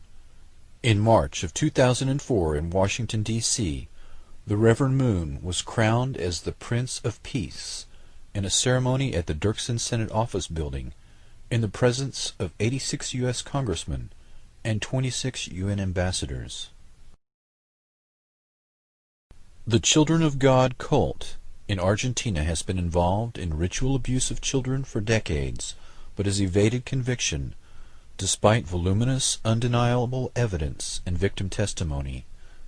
David Moses Berg founded the church in the 1970s and advocated using sex to entice new members into the church. Berg's own children and former members have stated that they were forced into sex between the ages of 4 and 10 years old with high-level church members. The victims also testified to a sexual blackmail and infiltration campaign aimed at some of the most powerful men in Europe, particularly in the media, legal community, and government. Powerful figures of political and financial support for the family include Libyan President Muammar Gaddafi, Chilean dictator Augusto Pinochet, and King Juan Carlos of Spain. The sect currently estimates its numbers at 300,000 converts in 60 countries. In 1992, the Family Children's Choir sang in the White House for Barbara Bush to kick off a Christmas show in the East Room. The sect also sang for George Bush Sr. after he toured the damage of Hurricane Andrew in South Florida. The Cult Awareness Network was founded 2 decades ago in the wake of the mass suicides in Guyana that claimed the lives of 890 of Jim Jones' followers. The nonprofit national organization assisted the desperate loved ones of people caught up in the cult scene. The organizations targeted by CAN were the KKK, the Aryan Nations, dozens of obscure fundamentalist and evangelical Christian groups, the Church of Satan, the Moonies, followers of political extremist Lyndon LaRouche, and the Church of Scientology.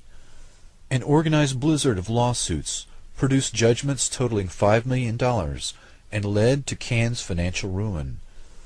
In 1996, their logo, furniture, and phone number were auctioned off by a bankruptcy judge. Scientology lawyers took possession of 20 years' worth of CAN's highly sensitive case files containing information on thousands of people who had turned to CAN for help in rescuing their friends and relatives. Scientology is known for harassing its enemies and retaliating against suppressives, people who ridicule Scientology teachings.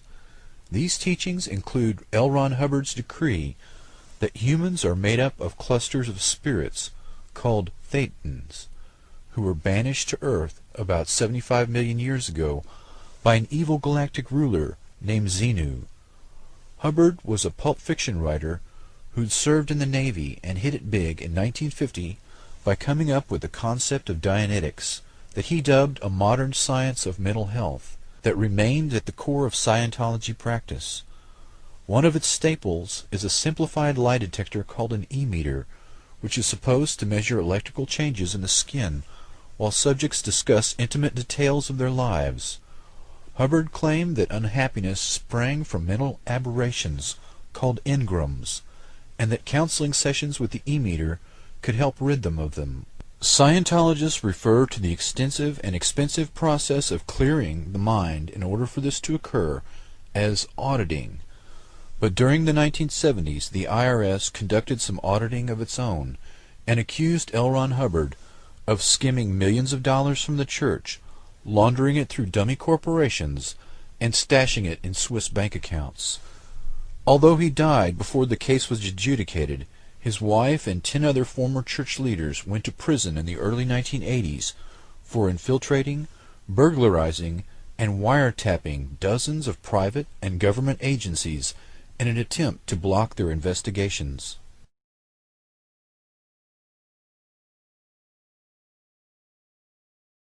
The majority of Masons join and undergo rituals and rites that seem to have no meaning. It is only when they enter the highest levels, the circle within a circle, if you will, that the secret knowledge is shared as to what the organization and its rituals are really about. This knowledge is imparted to a select few who achieve 32nd degree status or higher, What these rites are, and what this secret knowledge is, has yet to be proven. The Masons are one of the most prominent links between victims of satanic ritual abuse. Victims of SRA are in effect victims of MKUltra experiments in childhood. Literally thousands of people from different parts of the country who have never been in contact with each other are telling essentially the exact same story. That as very young children, these people were forced to participate in satanic ritual abuse, including child rape and ritual sacrifice. The consistency of the stories, the links to MKUltra and satanic ritual abuse, seem to be a fantastic story at first, but victim testimony is very consistent, and the association of both programs to high-level Mason members has been repeated many times. Many of the personalities involved in the original MKUltra experiments were high-level Masons, including Dr. Sidney Gottlieb, Dr. George Estabrooks, Dr. Ewan Cameron, and others in the intelligence community. Masons have been accused of many things over the years, but it is equally likely that the Masons were infiltrated by CIA perpetrators of MKUltra in an effort to control a closed system and have access to experimental subjects. MKUltra was moved out of the laboratory and into these closed systems of various kinds that could be manipulated and used to supply large numbers of children for mind control experiments and blackmail operations without directly implicating the CIA.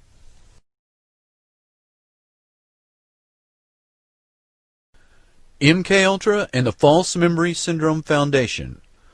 Dr. Martin T. Orne is an original board member of the False Memory Syndrome Foundation, the FMSF, as well as a senior CIA researcher at the University of Pennsylvania's Experimental Psychiatry Laboratory. The FMSF was created to deny the existence of cult mind control and child abuse, and is staffed with psychiatrists connected to the CIA and their mind control experimentation. The phenomenon of children being coached or led to invent tales of abuse or make up such stories does exist, but comprises a small minority of the reported cases of child abuse, between 2 and 8% of all reported cases. One survey found 88% of therapists considered ritual child abuse a very real social problem. Only 5% of all child abuse cases ever enter the courtroom. Half of these end with the child returned to the custody of the abusive parent.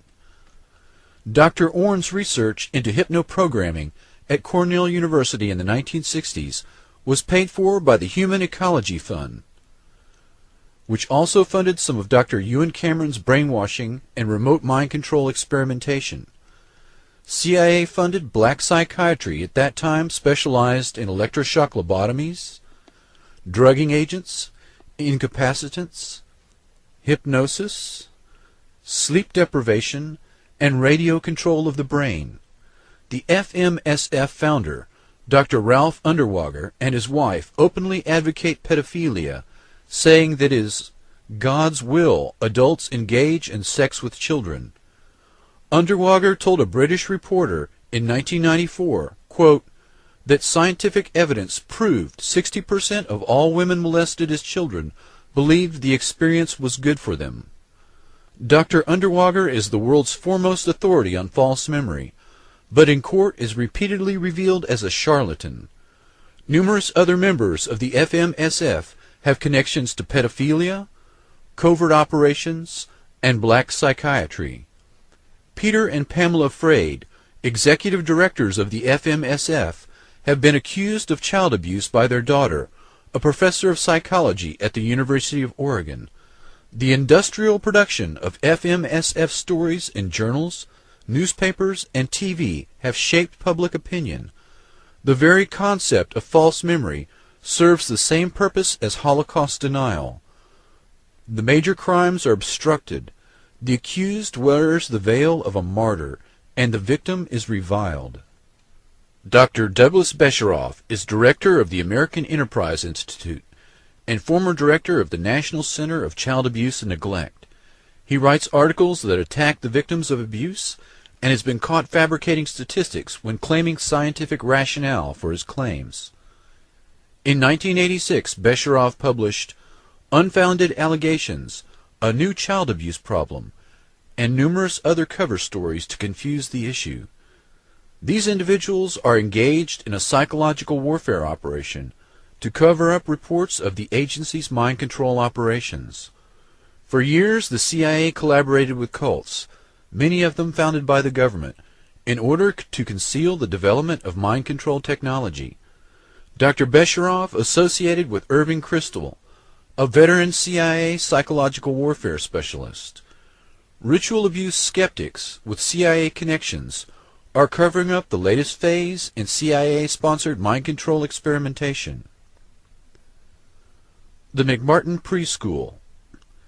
In preparation for the McMartin Preschool child abuse trial, 389 toddlers were interviewed.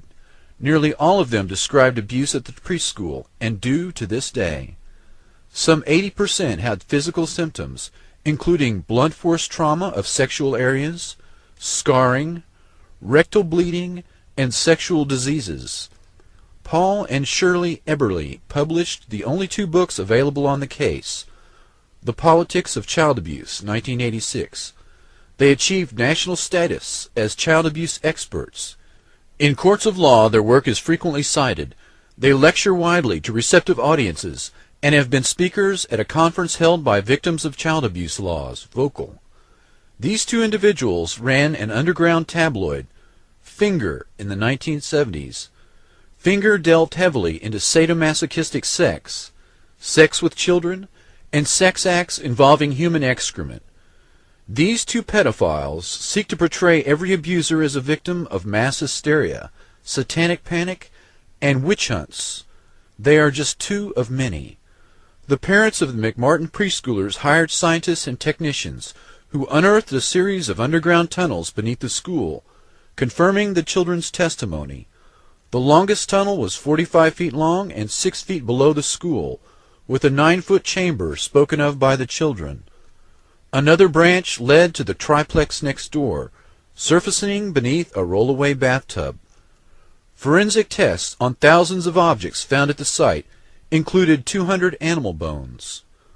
The tunnels were dug in 1966, the year of the school's construction, by the father of the defendant, Charles Buckey. Buckey built the school and worked for Hughes Tool Company. There is an old adage, Hughes is the CIA.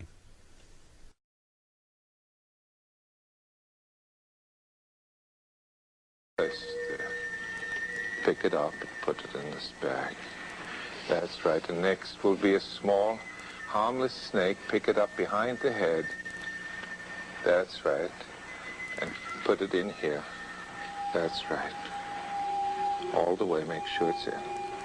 That's right. And now there'll be a large snake, which you'll pick up behind the head. Behind the head. Quickly. Quickly.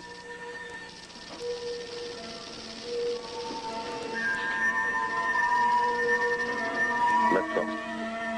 That's right. And your eyes are closing now, just sinking deeper. And as I ask you to open your eyes, you're going to be aware that there's a beaker in front of you. Do not touch the beaker. And there will be 2 other beakers also in front of you. You look at them. It's all right to open your eyes now. You'll see the beakers. Now I want you to focus on this beaker, because shortly I'll ask you to do something. This beaker you want to be careful of because it is filled with acid. It is nitric acid. You've had chemistry, haven't you? And you know that the nitric acid dissolves copper. I'm going to put a penny into the acid. Look what happens. Now I want you to reach in with your hand and pick up the penny out of the acid and put it into this beaker. Take it very quickly. Go ahead. Put it in. That's right. Just put your whole hand and close your eyes. Nothing else at all. Nothing else at all. Only my voice. Nothing else at all. That's right. That's right. All right. Now I want you to put your hand in this beaker. That's right. Only my voice. Nothing else at all. That's right. Now, when you open your eyes, you're going to be aware that the beaker is still there in front of you. But beside you, you'll be aware that there's a man who's been responsible for all of the nuisance today, all of the discomfort. And you're going to become more and more annoyed at him as you think about that. In fact, you're going to pick up the beaker and throw the contents right at him. You're going to take the beaker and you'll feel good doing that. All right, and you'll do it quickly. Open your eyes, you'll see the beaker in front of you. Pick it up and throw it at him. Throw it at him. That's it. As you saw, we changed the acid for colored water while the subject's eyes were closed. The subject not only couldn't see this, but wasn't really aware of it because the smell of the acid was strong enough in the area to be quite compelling. Yet she threw the acid, what she thought was acid, at someone else. By the same token, she picked up the rattlesnake, and she was willing to take a penny out of the fuming acid. The reason why she did it, however, was not so much the fact that she was hypnotized, but the fact that she knew that I couldn't afford to have anybody be hurt, and I wouldn't want anybody to be hurt, and for that reason she trusted me. And it was the trust that mattered. I decided that I liked Anton LaVey. He was a pleasant man. He believed in what he was doing. And underneath his somewhat Mardi Gras exterior, I sensed that there was an individual who did in fact have a new perspective on the human equation, on what humanity is. The Trojan Horse. The Athenians laid siege to Troy for many years, and then abruptly departed, leaving the Trojan horse. The prophet Laocoon warned the city that the Trojan horse held their doom. He hurled his javelin into the side of the Trojan horse, and was attacked by a giant multi-headed serpent that emerged from the sea and pulled he and his sons into the sea to their deaths. The inhabitants took this as an omen, to mean that the Trojan horse was a gift from the gods, and thus sacred. They brought the offering inside the city gates, and at night the Athenians emerged, opened the gates to their awaiting army, and the city was sacked and destroyed, the men killed, and the women and children enslaved. The Nazi Trojan Horse. Nazi Germany personifies the technological totalitarian state and serves as a model. The subjugation of the Weimar Republic began with the creation of private militias that were used as a springboard to infiltrate the German military and finally the police force. Once the German police forces were co-opted, there was no going back. The Reichstag fire was an excuse to seize power and carry out the Night of the Long Knives, the execution of hundreds of internal political rivals, opponents, and potential threats. Once Hitler had crossed the Rubicon of mass assassination, he publicly declared his actions above the law. The pseudoscience of eugenics, the dogma of German racial superiority, and the theoretical subhuman level of other races was the rationale for wars of annihilation. Hitler's plan was to depopulate vast regions of the East and replace them with Germanic stock. Lebensraum, or living space, was the key phrase. 10 million Jews came under their geographical control, of which 6 million were systematically murdered in an effort to wipe out the Jewish race. 3 million others perished in the camps, including gypsies, Slavs, and other supposed subhuman races, as well as homosexuals, dissident Catholic priests, prisoners of war, union leaders, political opponents, Germans caught aiding Jews, religious sects such as Jehovah's Witnesses, and the intellectuals of conquered nations. The concentration camp of Auschwitz processed 4,756 human beings a day. The Nazi propaganda was so irresistible that many Jews and other targeted groups joined the Nazi movement. In the aftermath of the war, 50 million people had died, and Europe lay in ashes. The Allies wanted answers. How had arguably the most civilized and technologically advanced nation on earth descended into the pit of hell? Who were these men? Were they madmen? Worst of all, if it could happen there, could it happen here? The psychiatrists that studied the prisoners at the Nuremberg trials wrote their collective portrait. Their collective IQ is 140. They have a rigid view of the world, black and white without gray. They were born followers who needed someone to tell them what to think. Though they had unusual personalities among them, they were not insane. The answers the Allies received were not the answers they were prepared to hear. No, they were not madmen, and yes, it could happen here. The psychiatrists noted that there were plenty of similar individuals in the United States who would gladly step over half the bodies of their fellow countrymen to control the remainder.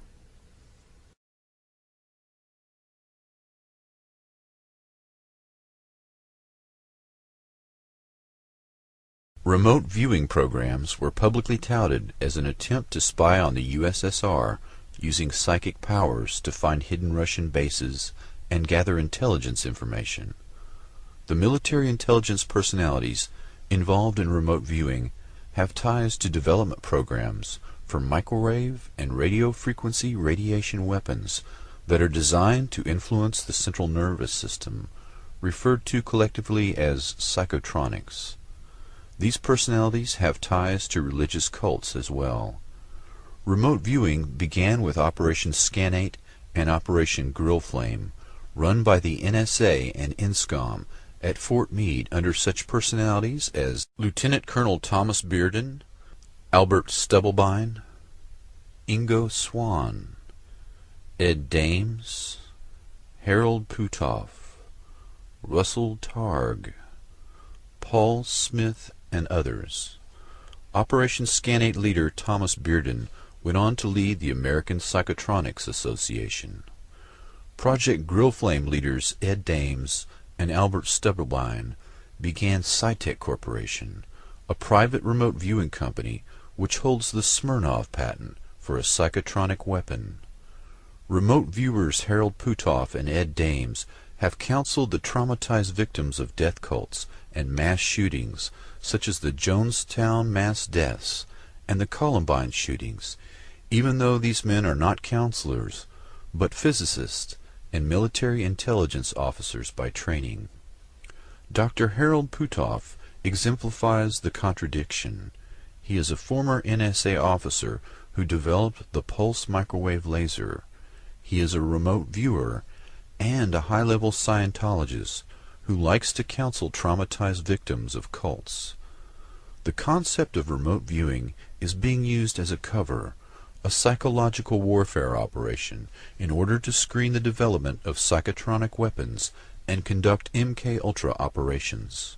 The same people involved in remote viewing programs for the NSA and INSCOM at Fort Meade and Scitech Corporation are also closely tied to psychotronic weapons development and religious cults that use MKUltra methodology to induce multiple personality disorder.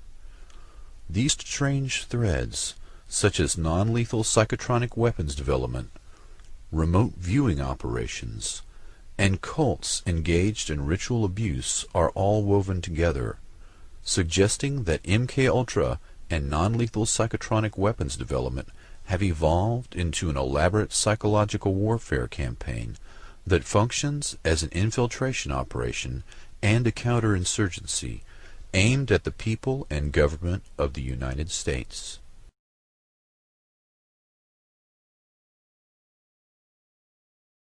COINTELPRO stands for Counterintelligence Program, primarily run by the FBI as a covert action program against domestic dissidents. The use of infiltration, psychological warfare, harassment through the legal system, and the use of extralegal force and violence, including murder, probably began in the 1950s and is now a permanent feature of U.S. government. Targets included the civil rights movement, the women's rights movement, the anti-war movement, the environmental movement, opposition political parties, and basically any progressive group in American society. The Senate and congressional hearings into the activities of the FBI and CIA were crushed. The Senate committee's report was edited by the agencies being investigated before its publication. The House committee's report, including an account of FBI and CIA obstruction of its inquiry, was suppressed altogether. Senator Church and Congressman Pike, the committee chairs, were both targeted in their re-election campaigns by the intelligence agencies and defeated, their careers destroyed. The Freedom of Information Act did open up access to FBI documents, and lawsuits forced the release of some COINTELPRO files to the media, but the most important files were withheld or destroyed, and former operatives report that the most heinous crimes were never committed to writing. William C. Sullivan, who ran the COINTEL program in the 1960s, was killed in a 1977 hunting accident shortly before giving testimony to a grand jury in 1977. The only two FBI officials who were ever prosecuted for COINTELPRO crimes were quickly pardoned by President Ford. There was an appearance of reform that was largely aimed at placating a weary public that had become disillusioned after Watergate. The most prominent target of COINTELPRO in the 1960s was Dr. Martin Luther King, Jr., who received a blackmail letter from J. Edgar Hoover that detailed the existence of Dr. King's extramarital affairs and suggested he should suicide himself to preclude the release of the material to the press and its negative effect on his family and his movement. The surveillance of Dr. King included the 112th Military Intelligence Unit and even the use of U-2 spy planes to take photographs. Dr. King was marked, barely a month before his murder, for elimination as a potential messiah who could unify and electrify the black movement. The FBI planned to replace him, quote, in his role of the leadership of the Negro people, with conservative black lawyer Samuel Pierce, who was later named to Ronald Reagan's cabinet.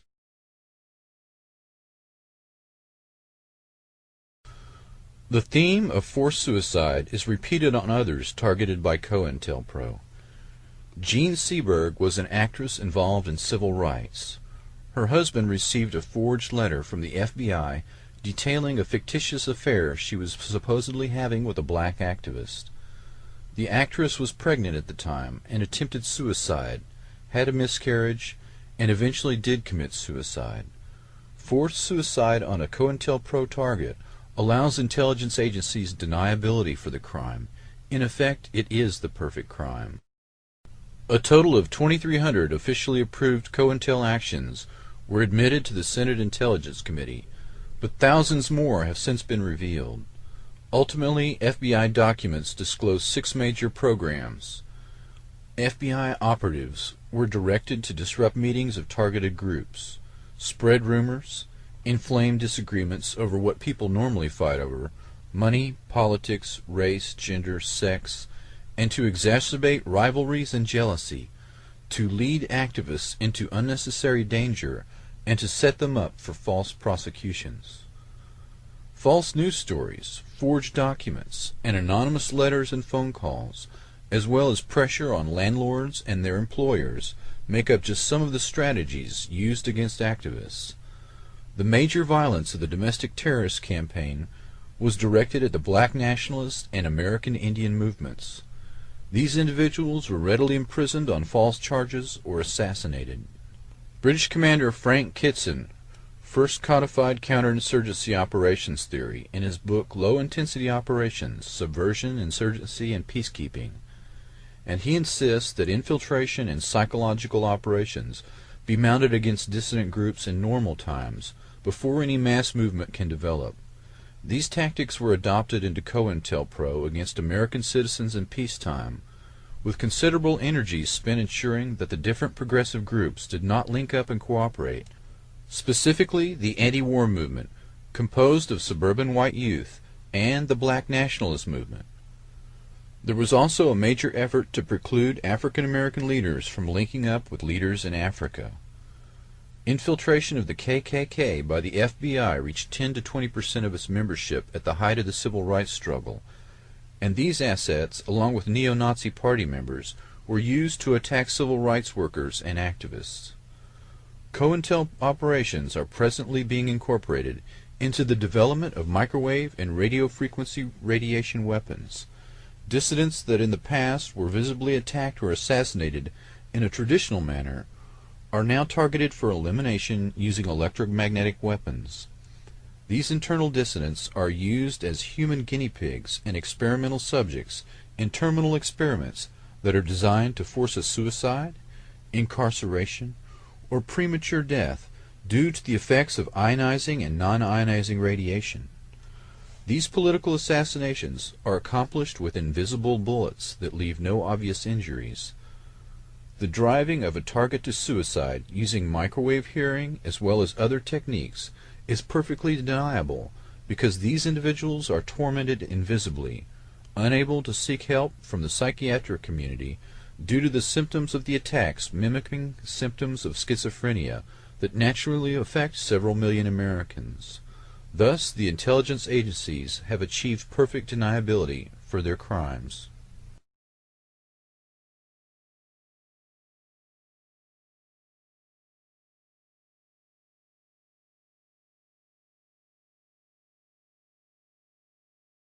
CIA blowback. If the U.S. intelligence agencies are currently engaged in war crimes using directed energy weapons, it would be logical to expect a pattern of prior behaviors that exhibit similar criminal activity. It is certain that the United States has destabilized dozens of countries and overthrown their elected governments. Just how many countries is uncertain. In Iran in 1953, the Eisenhower administration joined forces with British intelligence to overthrow the government of Iran, which was seeking a larger share of its country's oil revenues. CIA Director Allen Dulles and Kermit Roosevelt, the son of FDR, were able to direct Iranian army officers in a coup to overthrow Mossadegh, the elected government, and reinstall the fictitious monarchy of the Shah. The Shah immediately granted British Petroleum a 40% share of the oil concession, and American firms received 40% as a reward for their participation. The overthrow of Mossadegh emboldened the CIA and became a blueprint for future destabilization operations. Mossadegh represented the legitimate aspirations of a nationalist democracy that was thwarted in the name of anti-communism. The resulting chaos and radicalization of Iran is a direct result of interference in the internal affairs of that nation, what is referred to as blowback, the unintended negative consequences of covert actions against foreign elected governments. The Shah was described in a confidential CIA report as a dangerous sociopath who suffered from a dominating father and a sense of the illegitimacy of his mandate to rule. Savak was the name of the Shah's feared secret police, set up with the help of the CIA. The excesses of the Shah and the American selected and trained Savak led to the emergence of the Ayatollah Khomeini and a hostile regime that views the U.S. as a force for evil in the world, hence the litany of referring to the United States as the Great Satan. Guatemala. In 1954, the CIA accepted and carried out a proposal from United Brands, Chiquita Banana, to overthrow the Guatemalan government, which was the only democratically elected government Guatemala had ever had. United Brands and the CIA replaced that government with 40 years of bloodshed under a series of barbaric right-wing dictators. U.S. taxpayers continue to fund these regimes under the repeated threat that if they do not, the Guatemalan people will fall prey to communism. A mere 2% of the population owned 72% of the land. 90% of the landowners were confined to the poorest 15% of the land. United Brands owned the railroads, the ports, and vast tracts of some of the most productive land on earth. Guatemalan President Arbenz had won the election with 65% of the vote in 1950. He tried to fulfill his mandate, which was land reform and a minimum wage modeled on FDR's efforts in the U.S. He seized the largest land holdings, including his own family's, and distributed 1.5 million acres to 100,000 families. The land was paid for in 25-year interest-bearing bonds, perfectly within the guidelines of the Kennedy-era Alliance for Progress program, or U.S. programs in El Salvador and Chile. The only difference were the investments by United Brands and the political influence they could bring to bear on the Arbenz government. In 1966, a swell of revolution brought a full-scale U.S.-sponsored counterinsurgency response program, including arms, advisors, and even Green Berets. A State Department study analyzed the program years later and stated, quote, "To eliminate a few hundred guerrillas, the government killed perhaps 10,000 Guatemalan peasants." Father Ronald Hennessy wrote of one event among many. July 14, 1982, the local military commander sent word for all the people of the village of Penitinac to be assembled for his 11 o'clock arrival. At 4 p.m., all of the men, with their hands tied behind their backs, were escorted by the soldiers into one house, shot, stabbed, and piled one on top of the other and covered with burnable items from the house, which were sprinkled with gasoline and set on fire. The women were treated the same as the men, differing only in that some had live babies on their backs when they were stacked for burning. The other children were tied, one to another, and pulled alive into the flames of a third house by the soldiers. In September of 1981, an association of Guatemalan coroners had complained that they couldn't keep up with the demand for autopsies because violent deaths had increased so rapidly, 50% higher each month than the last. Michael Deaver was instrumental in the election of Ronald Reagan in 1980, and one of his 3 close advisors, along with Ed Meese and James Baker. His public relations firm, Deaver and Hannaford, took on various right-wing Central and South American landowners and businessmen as clients, among them a group of Guatemalans. Was not a Guatemalan government. It was a foreign government controlled by foreigners. And that happened just here in the continent. Right here in America. Iraq. In Iraq in 1958, General Abdel Karim Qasem led a coup, took power, and proclaimed a republic. He legalized the Communist Party and decreed land reform, granting autonomy to the Kurds. CIA Director Alan Dulles declared Iraq, quote, "the most dangerous spot in the world," and in 1963 the CIA-supported Ba'ath Party overthrew Qasem. The Ba'ath Party shared power until 1968, when the CIA again instigated a coup that culminated in the rise of Saddam Hussein. Hussein had been on the CIA payroll since his early 20s. In 1980, Saddam invaded Iran in fear of the potential Iranian revolutionary influence among his country's majority Shiites. Iran began to win the war in 1982, and the U.S., in fear of the Iranian Revolution, began to covertly aid and arm Saddam. The Reagan administration funneled $5.5 billion through the Atlanta branch of the Italian bank Banca Nazionale del Lavoro, guaranteed by the taxpayers under the Commodity Credit Corporation, to, quote, "promote American farm exports," unquote. Between 1986 and 1989, 73 transactions took place that included bacterial cultures for anthrax production, advanced computers, and equipment to repair jets and rockets. In 2002, Iraq was forced to deliver an 11,800-page dossier on the history of its weapons program to the UN Security Council. Bush administration officials took possession of the document first and cut 8,000 pages that detailed American and Western company sales of weapons and dual-use technology sold to Iraq prior to 1991.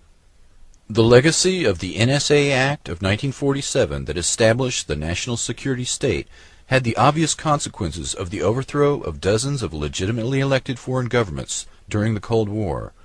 The unintended consequences of blowback has led to a more hostile environment for U.S. national interest in the 21st century, but it has led to other less obvious consequences to the American Republic itself. The power of the U.S. intelligence agencies to overthrow foreign governments at will has also impacted the domestic American political landscape. The ability to destabilize the world almost at will has conferred the same ability to these agencies in American politics. For men with this kind of power, the temptation to play God on the American landscape and to control the future direction and fate of the United States has been irresistible.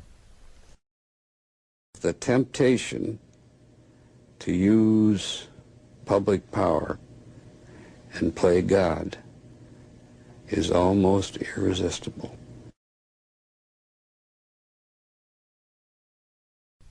The Golden Triangle. In China in 1949, the Communists under Mao Zedong drove out the U.S.-backed nationalist warlord Chiang Kai-shek with his defeated army, the KMT, the Kuomintang. They fled to the Golden Triangle and to Taiwan. Within the Golden Triangle, they took over opium production to finance weapons purchases and the finer things in life. By the 1950s, heroin had become a nationwide concern in the United States. From Senate hearings to popular movies, criminologists blamed addicts for soaring crime rates. These KMT operations were hidden from the U.S. public for 30 years, and it is only recently Afghanistan has captured 90% of the world heroin market. The U.S. exploited the Hmong and Montagnard tribesmen as a source of opium and used the CIA's Air America to bring in guns and supplies in exchange for drugs. Large quantities of heroin appeared in the United States, much of it smuggled inside the bodies of dead American GIs. Addiction plagued the Army in Vietnam to the point of reducing their fighting capacity, and after the war these men brought their drug problem home with them. The U.S. government promoted the drug traffic and intervened to make sure traffic would not be discovered. In the words of one former investigator, quote, "You'd be running a criminal investigation, say narcotics. You'd find out that Inspector so-and-so of your national police is involved in this. You investigate up to a point and you can't go any further. It would go to our headquarters and then it would go to Washington, and nothing would ever happen. The intelligence gleaned from these people was more important than stopping the drug traffic." The senior public relations man for the DEA offers the explanation, quote, "Their mission was to get people to fight against the communists, not to stop the drug traffic."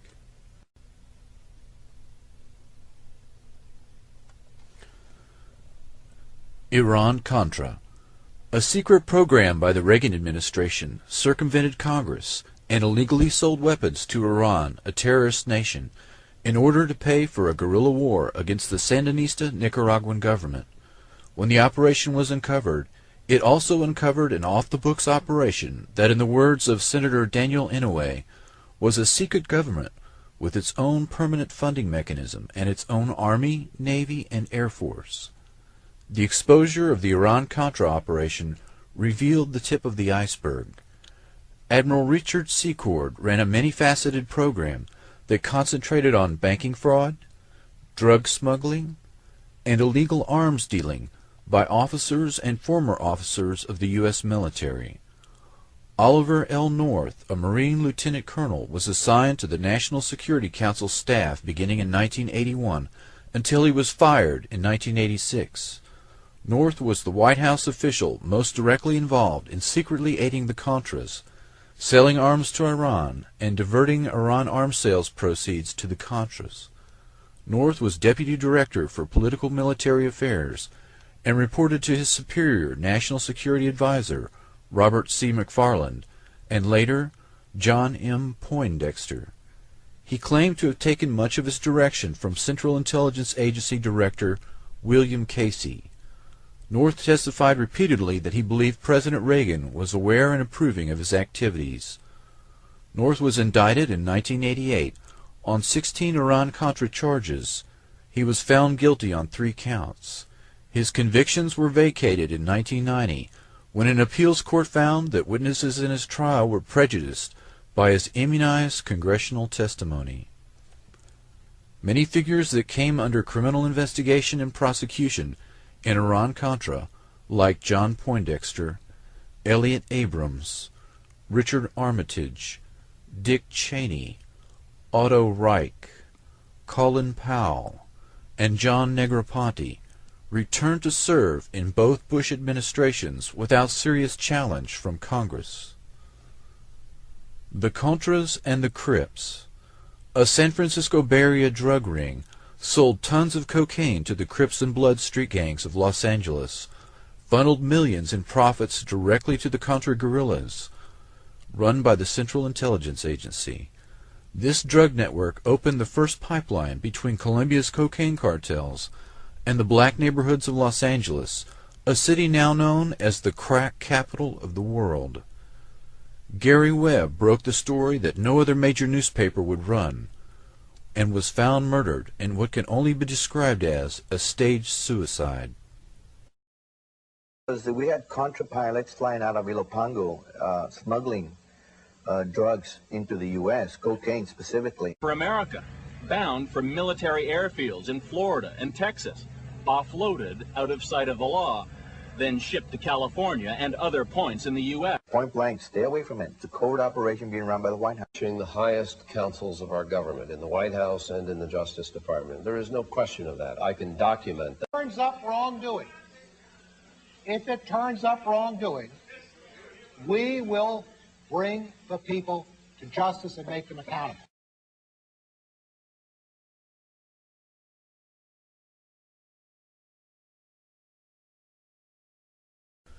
The Russian Mind Control Program. Controlled Offensive Behavior, USSR, is a 1972 U.S. Army study of Soviet mind control experimentation. The Russian Directed Energy Weapons Program focused on targeting of individuals, not groups. Soviet dissidents were the target of microwave anti-personnel weapons and mind-altering techniques that sought, quote, the total submission of one's will to some outside force. Electromagnetic weapon mind control surfaced in the 1973 Russian Conference on Psychotronic Research. The agenda for the Prague meeting included the following 5 topics: erasure of the subconscious mind, development of ESP, induction of paranormal effects in dreams, the mechanical equivalent of neuropsychic energy, and the psi gene. The Soviets were known to have potent blinding lasers. They were also feared to have developed acoustic and radio wave weapons.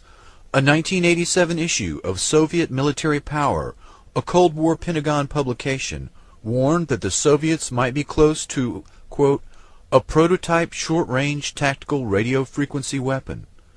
The Washington Post reported that year that the Soviets had used such weapons to kill goats at 1 kilometer's range. The Pentagon, it turns out, had been pursuing similar devices since the 1960s.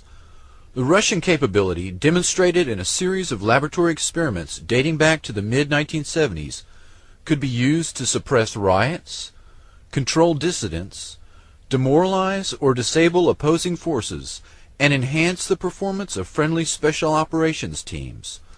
Pioneered by government-funded department of the psychocorrection at the Moscow Academy Medical Academy, acoustic psychocorrection involves the transmission of specific commands via static or white noise bands into the human subconscious without upsetting other intellectual functions. Experts said laboratory demonstrations have shown encouraging results after exposure of less than 1 minute. Decades of research and development and millions of rubles have produced the ability to alter behavior on willing and unwilling subjects. In an effort to restrict potential misuse of this capability, senior Russian research scientists, diplomats, military officials, and officials of the Russian Ministry of Higher Education, Science and Technology Policy are beginning to provide limited demonstrations for their U.S. counterparts. Further evaluations of key technologies in the U.S. are being planned, and discussions are aimed at creating a framework for bringing the issue under bilateral and multilateral control. Yet these military capabilities have remained largely unknown to the U.S. and Russian public. The Department of Psychocorrection at the Moscow Medical Academy acknowledged the potential danger of this capability. The Russian experts, including George Kotov, a former KGB general now serving in a senior government ministry post, present in their report a list of software and hardware associated with their psychocorrection program that could be procured for as little as $80,000. According to General Kotov, quote, As far as it has become possible to probe and correct psychic contents of human beings despite their will and consciousness by instrumental means, results having been achieved can get out of our control and be used with inhuman purposes for manipulating the collective psyche." Unquote. The Russian authors note that world opinion is not ready for dealing appropriately with the problems coming from the possibility of direct access to the human mind. Therefore, the Russian authors have proposed a bilateral center for psychocorrection technologies where U.S. and Russia can monitor and restrict the emerging capabilities. Dr. Igor Smirnov, a Russian expert on non-lethal weapons, was brought to the U.S. for a series of meetings in Virginia in 1993. The meetings were attended by representatives of the CIA, DIA, FBI, and ARPA. Civilians included representatives of the National Institute of Mental Health and directors of biomedical research. Dr. Smirnov and his non-lethal weapons technology was brought to Waco during the Branch Davidian siege in 1993 in hopes of using them on David Koresh, but a software problem reportedly made this impossible, and Smirnov could not guarantee its safety. A firm called Psychotechnologies Incorporated, based in Richmond, Virginia, entered into an agreement with the Russians to share and develop this technology for American use. Dr. Smirnov died of a heart attack in 2005, and his patent is now held exclusively by Psychotechnologies Corporation. Psytech is controlled by Colonel John B. Alexander, NSA General Michael Aquino, and Lieutenant Colonel Albert Stubblebine, among others. He needs the money. This is called computerized psychotechnology. First, we gather information from the subconscious. Then we determine how a specific personality works. Officially for psychiatric use, this device was born of the long-standing Soviet effort to get inside the head of the enemy. At normal speed, the numbers on the screen appear meaningless. But when we slowed down our video frame by frame, we found subliminal flashes of words. Words like fear and neurosis. These words trigger electrical activity responses in the brain and reveal private anxieties and other weaknesses. And this command, which is brought in bypassing the consciousness, has the same effect as a commandment. It's like a word of God, so we simply cannot disobey it. So we said, well, what are the applications?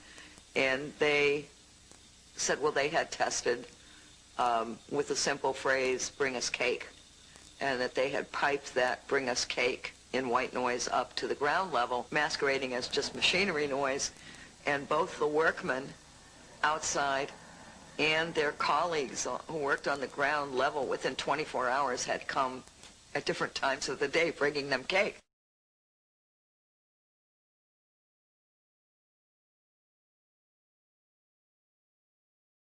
MKUltra Unclassified. The military financed all scientific research into development of directed energy weapons. After decades, when progress was on the horizon, the research became classified. The public program was shut down and restarted in conditions of absolute secrecy. The published scientific papers that concerned potential weapons and even bioelectric medicine were reduced to a trickle, but occasional information about their existence continued to emerge. The work of Dr. Michael Persinger, Igor Smirnov, Robert Becker, Eldon Bird, James Lynn, Andrei Puharich, Ross Addy, Jose Delgado, Bill Van Bies, Herman Schwann, and others present sufficient evidence of the existence of these weapons. The earliest work on the effects of electromagnetic weapons on humans was done by Nikola Tesla in the early 1900s. The earliest anti-personnel electromagnetic weapons can be traced to the early to mid-1940s and possibly earlier. The first reference is existent in the U.S. Strategic Bombing Survey that reviewed Japanese research and development efforts into a death ray.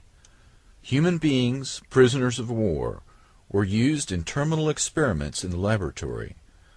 Summarizing the Japanese efforts after World War II, Allied scientists concluded that a death ray apparatus might be developed that could kill unshielded human beings at a distance of 5 to 10 miles. Research on living organisms revealed that waves from 2 meters to 60 centimeters in length caused hemorrhage of the lungs, whereas waves shorter than 2 meters destroyed brain cells. Dr. Andrei Puharich studied the effects of radio waves on animals at Northwestern University in the late 1940s. He later founded a laboratory called Round Table Foundation of Electrobiology. Puharich was employed at the Army's Chemical and Biological Warfare Center at Fort Detrick, Maryland, researching the effects of LSD for the CIA in 1954. Puharich perfected the radio tooth implant, a small little relay receiver and transmitter. Dr. Alan Fry, a biophysicist at GE's Advanced Electronics Center, Cornell University, and a contractor for the Office of Naval Research, discovered in 1958 that the human auditory system responds to electromagnetic energy in a portion of the radio frequency spectrum at low power densities well below that necessary for biological damage. Quote, "The human auditory system and a table radio may be 1 order of magnitude apart in sensitivity to radio frequency energy." Dr. Fry proposed stimulating the nervous system without the damage caused by electrodes. He wrote 2 papers, Microwave Auditory Effect and Applications, and Human Auditory Response to Modulated Electromagnetic Energy. Alan Fry experimented with microwaves, seeking to transmit spoken words directly into the audio cortex via a pulsed microwave analog of the speaker's sound vibration.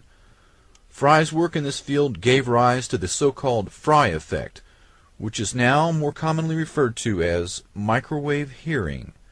Fry's work had obvious implications for covert operations. He synchronized pulsed microwaves with the myocardial rhythm of a frog's heart, and the heart stopped beating. Dr. Fry had perfected the induction of heart seizures by beamed electromagnetics. He microwaved cats and found that the stimulation of the hypothalamus had a powerful effect on emotions. Fry found that human subjects exposed to 1300 MHz to 3000 MHz microwaves at average power densities of 0.4 to 2 milliwatts per centimeter perceived auditory sounds.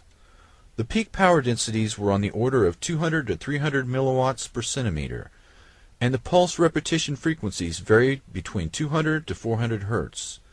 Fry referred to this auditory phenomenon as radio frequency sound.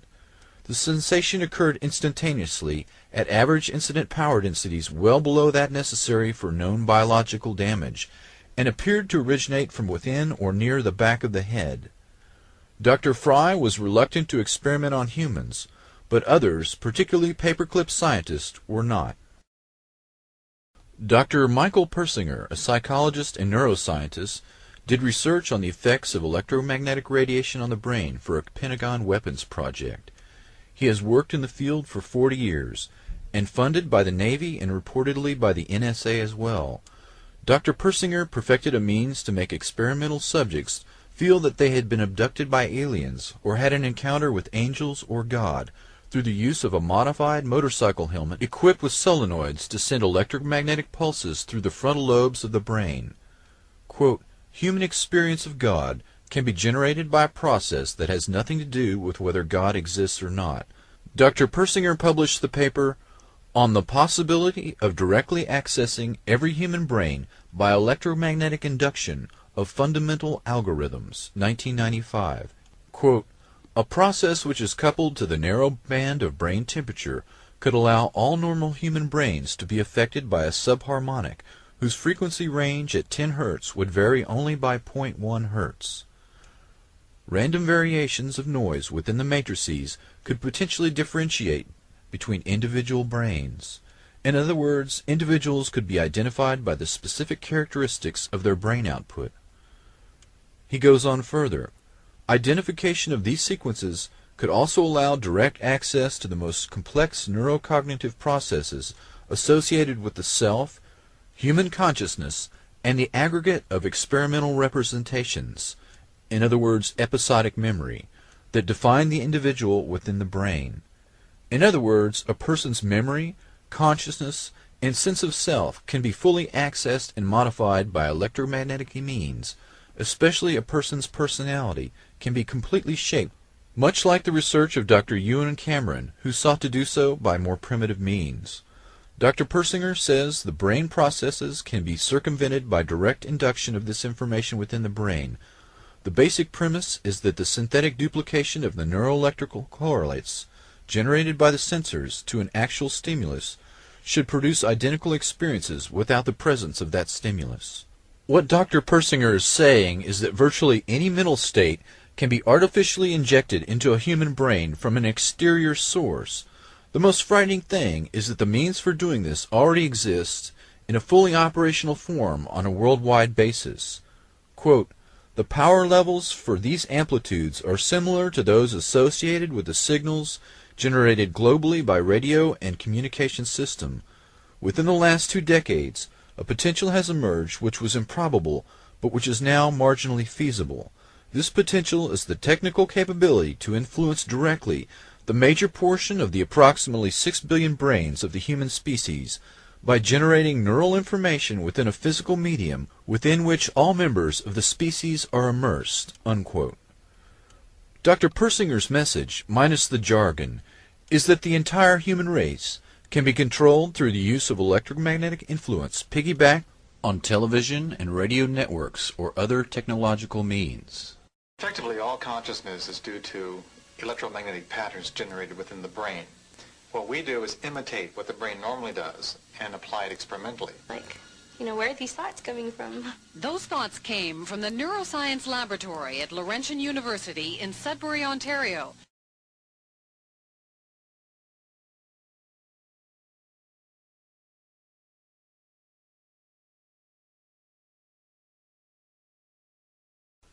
The Strategic Defense Initiative.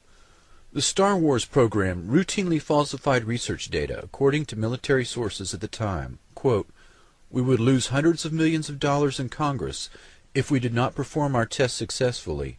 We put a beacon with a certain frequency on the target vehicle. On the interceptor we had a receiver. The hit looked beautiful, so Congress did not ask questions." The very idea of Star Wars, an umbrella that would shield America from Soviet nuclear warheads, was itself a massive deception. No knowledgeable scientist thought for a minute such a shield was feasible, yet the Pentagon proceeded with this fraud and faked other tests in 1990 and 1991 after the Soviet threat had disappeared. Edward Teller was charged with falsifying test data on Super Excalibur, a nuclear-powered X-ray laser built by Lawrence Livermore Laboratory. The project was canceled in 1992. All the talk about death rays and charged particle beams was little more than an elaborate smokescreen designed to hide the fact that the U.S. was developing a directed energy weapon that uses a high-power microwave pulse. Livermore Labs has been a central participant in SDI since 1982, when Edward Teller, the lab's founder, suggested SDI to Reagan. The father of the H-bomb received 40,000 shares of a laser research company that later defrauded its investors. Dr. Teller tried to sell Alaska on Project Plowshare, the use of 6 thermonuclear weapons to excavate a harbor at Cape Thompson, Alaska. In 1987, Teller returned to Alaska to propose the installation of a laser-like weapon system on the north slope of Alaska. The weapon system Teller was trying to sell was classified and not openly discussed, but the presentations indicated this Star Wars weapon was in fact HARP. In 1995, Congress killed funding for Star Wars, but HARP continues as the ultimate SDI radio frequency radiation weapon. The Reagan administration intensified the push into electromagnetic weapons development under Project Sleeping Beauty. A scientist working for the Army's Ballistic Defense Command complained to the House Government Operations Committee that as much as half of the entire SDI budget had disappeared into classified projects. Suddenly there was a threat to this world from some other species, from another planet, outside in the universe. We'd forget all the little local differences that we have, between our countries. Perhaps we need some outside universal threat to make us recognize this common bound. I occasionally think how quickly our differences worldwide would vanish if we were facing an alien threat. High Frequency Active Auroral Research Project, HAARP, 30 miles from Fairbanks, Alaska, is the real focus of anti-missile defense that SDI was purported to be, and much more. The public patent was titled A Method and Apparatus for Altering a Region of the Earth's Atmosphere, Ionosphere, and Magnetosphere. Dr. Bernard Eastlund, a physicist who holds a patent for the fusion torch, and also holds a dozen others related to HAARP that were eventually purchased by E-Systems and Raytheon.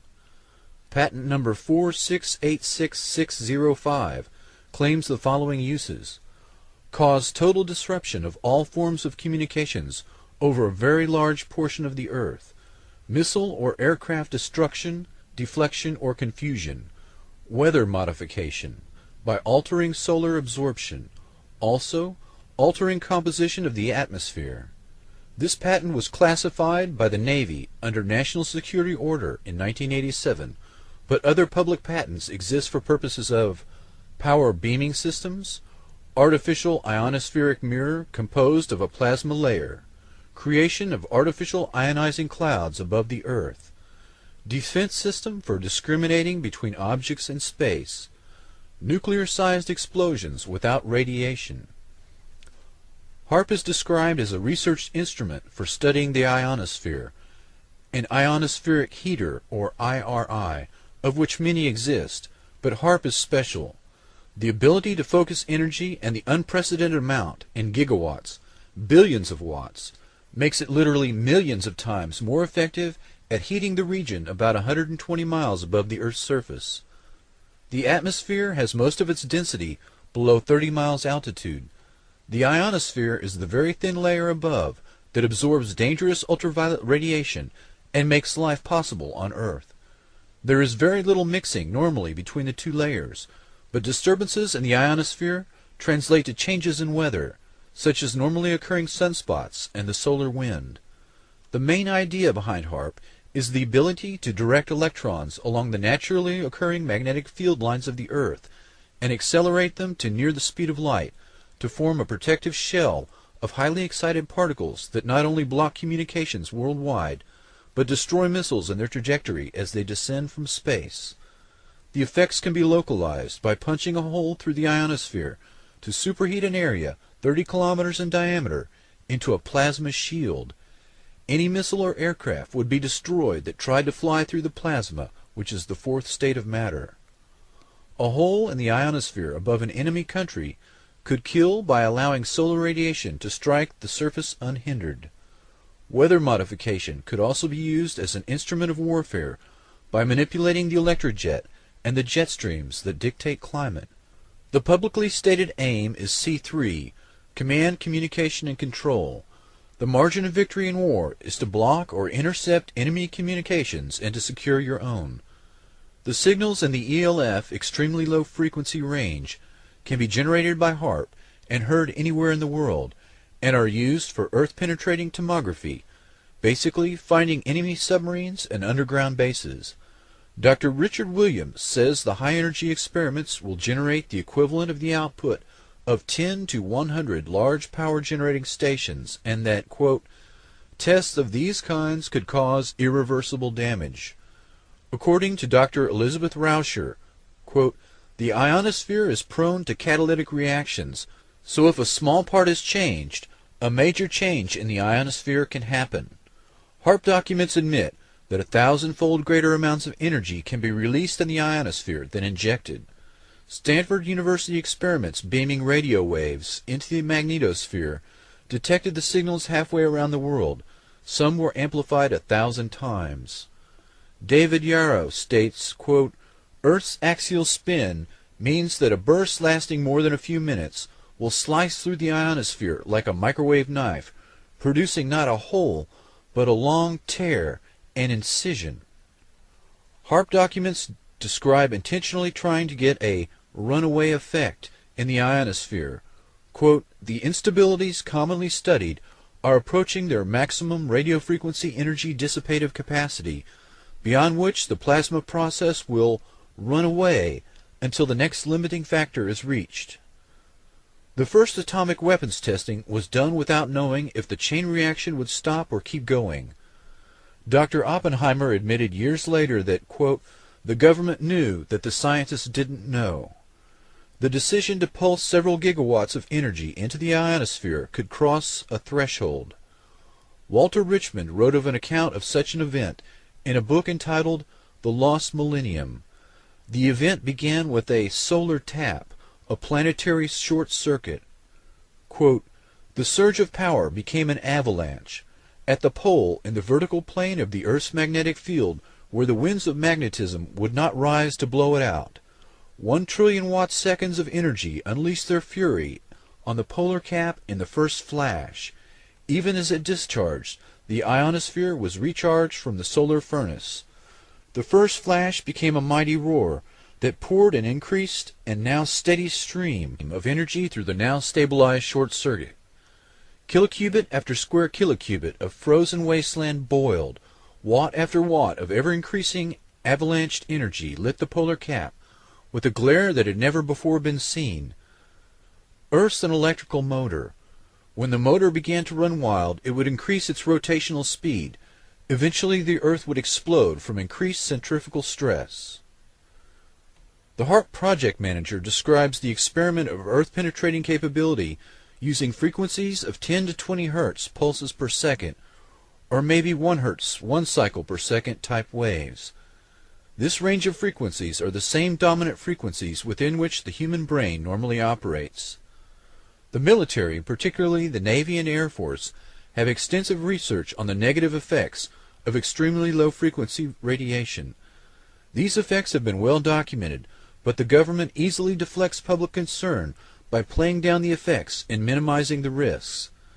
This is the same method used for other military systems, including nuclear weapons tests, LSD experiments, and radiation experiments, all carried out on unknowing subjects under the guise of national security. The environmental impact statement has been falsified as to the true nature of the weapons system, its capabilities, and its possible fallout.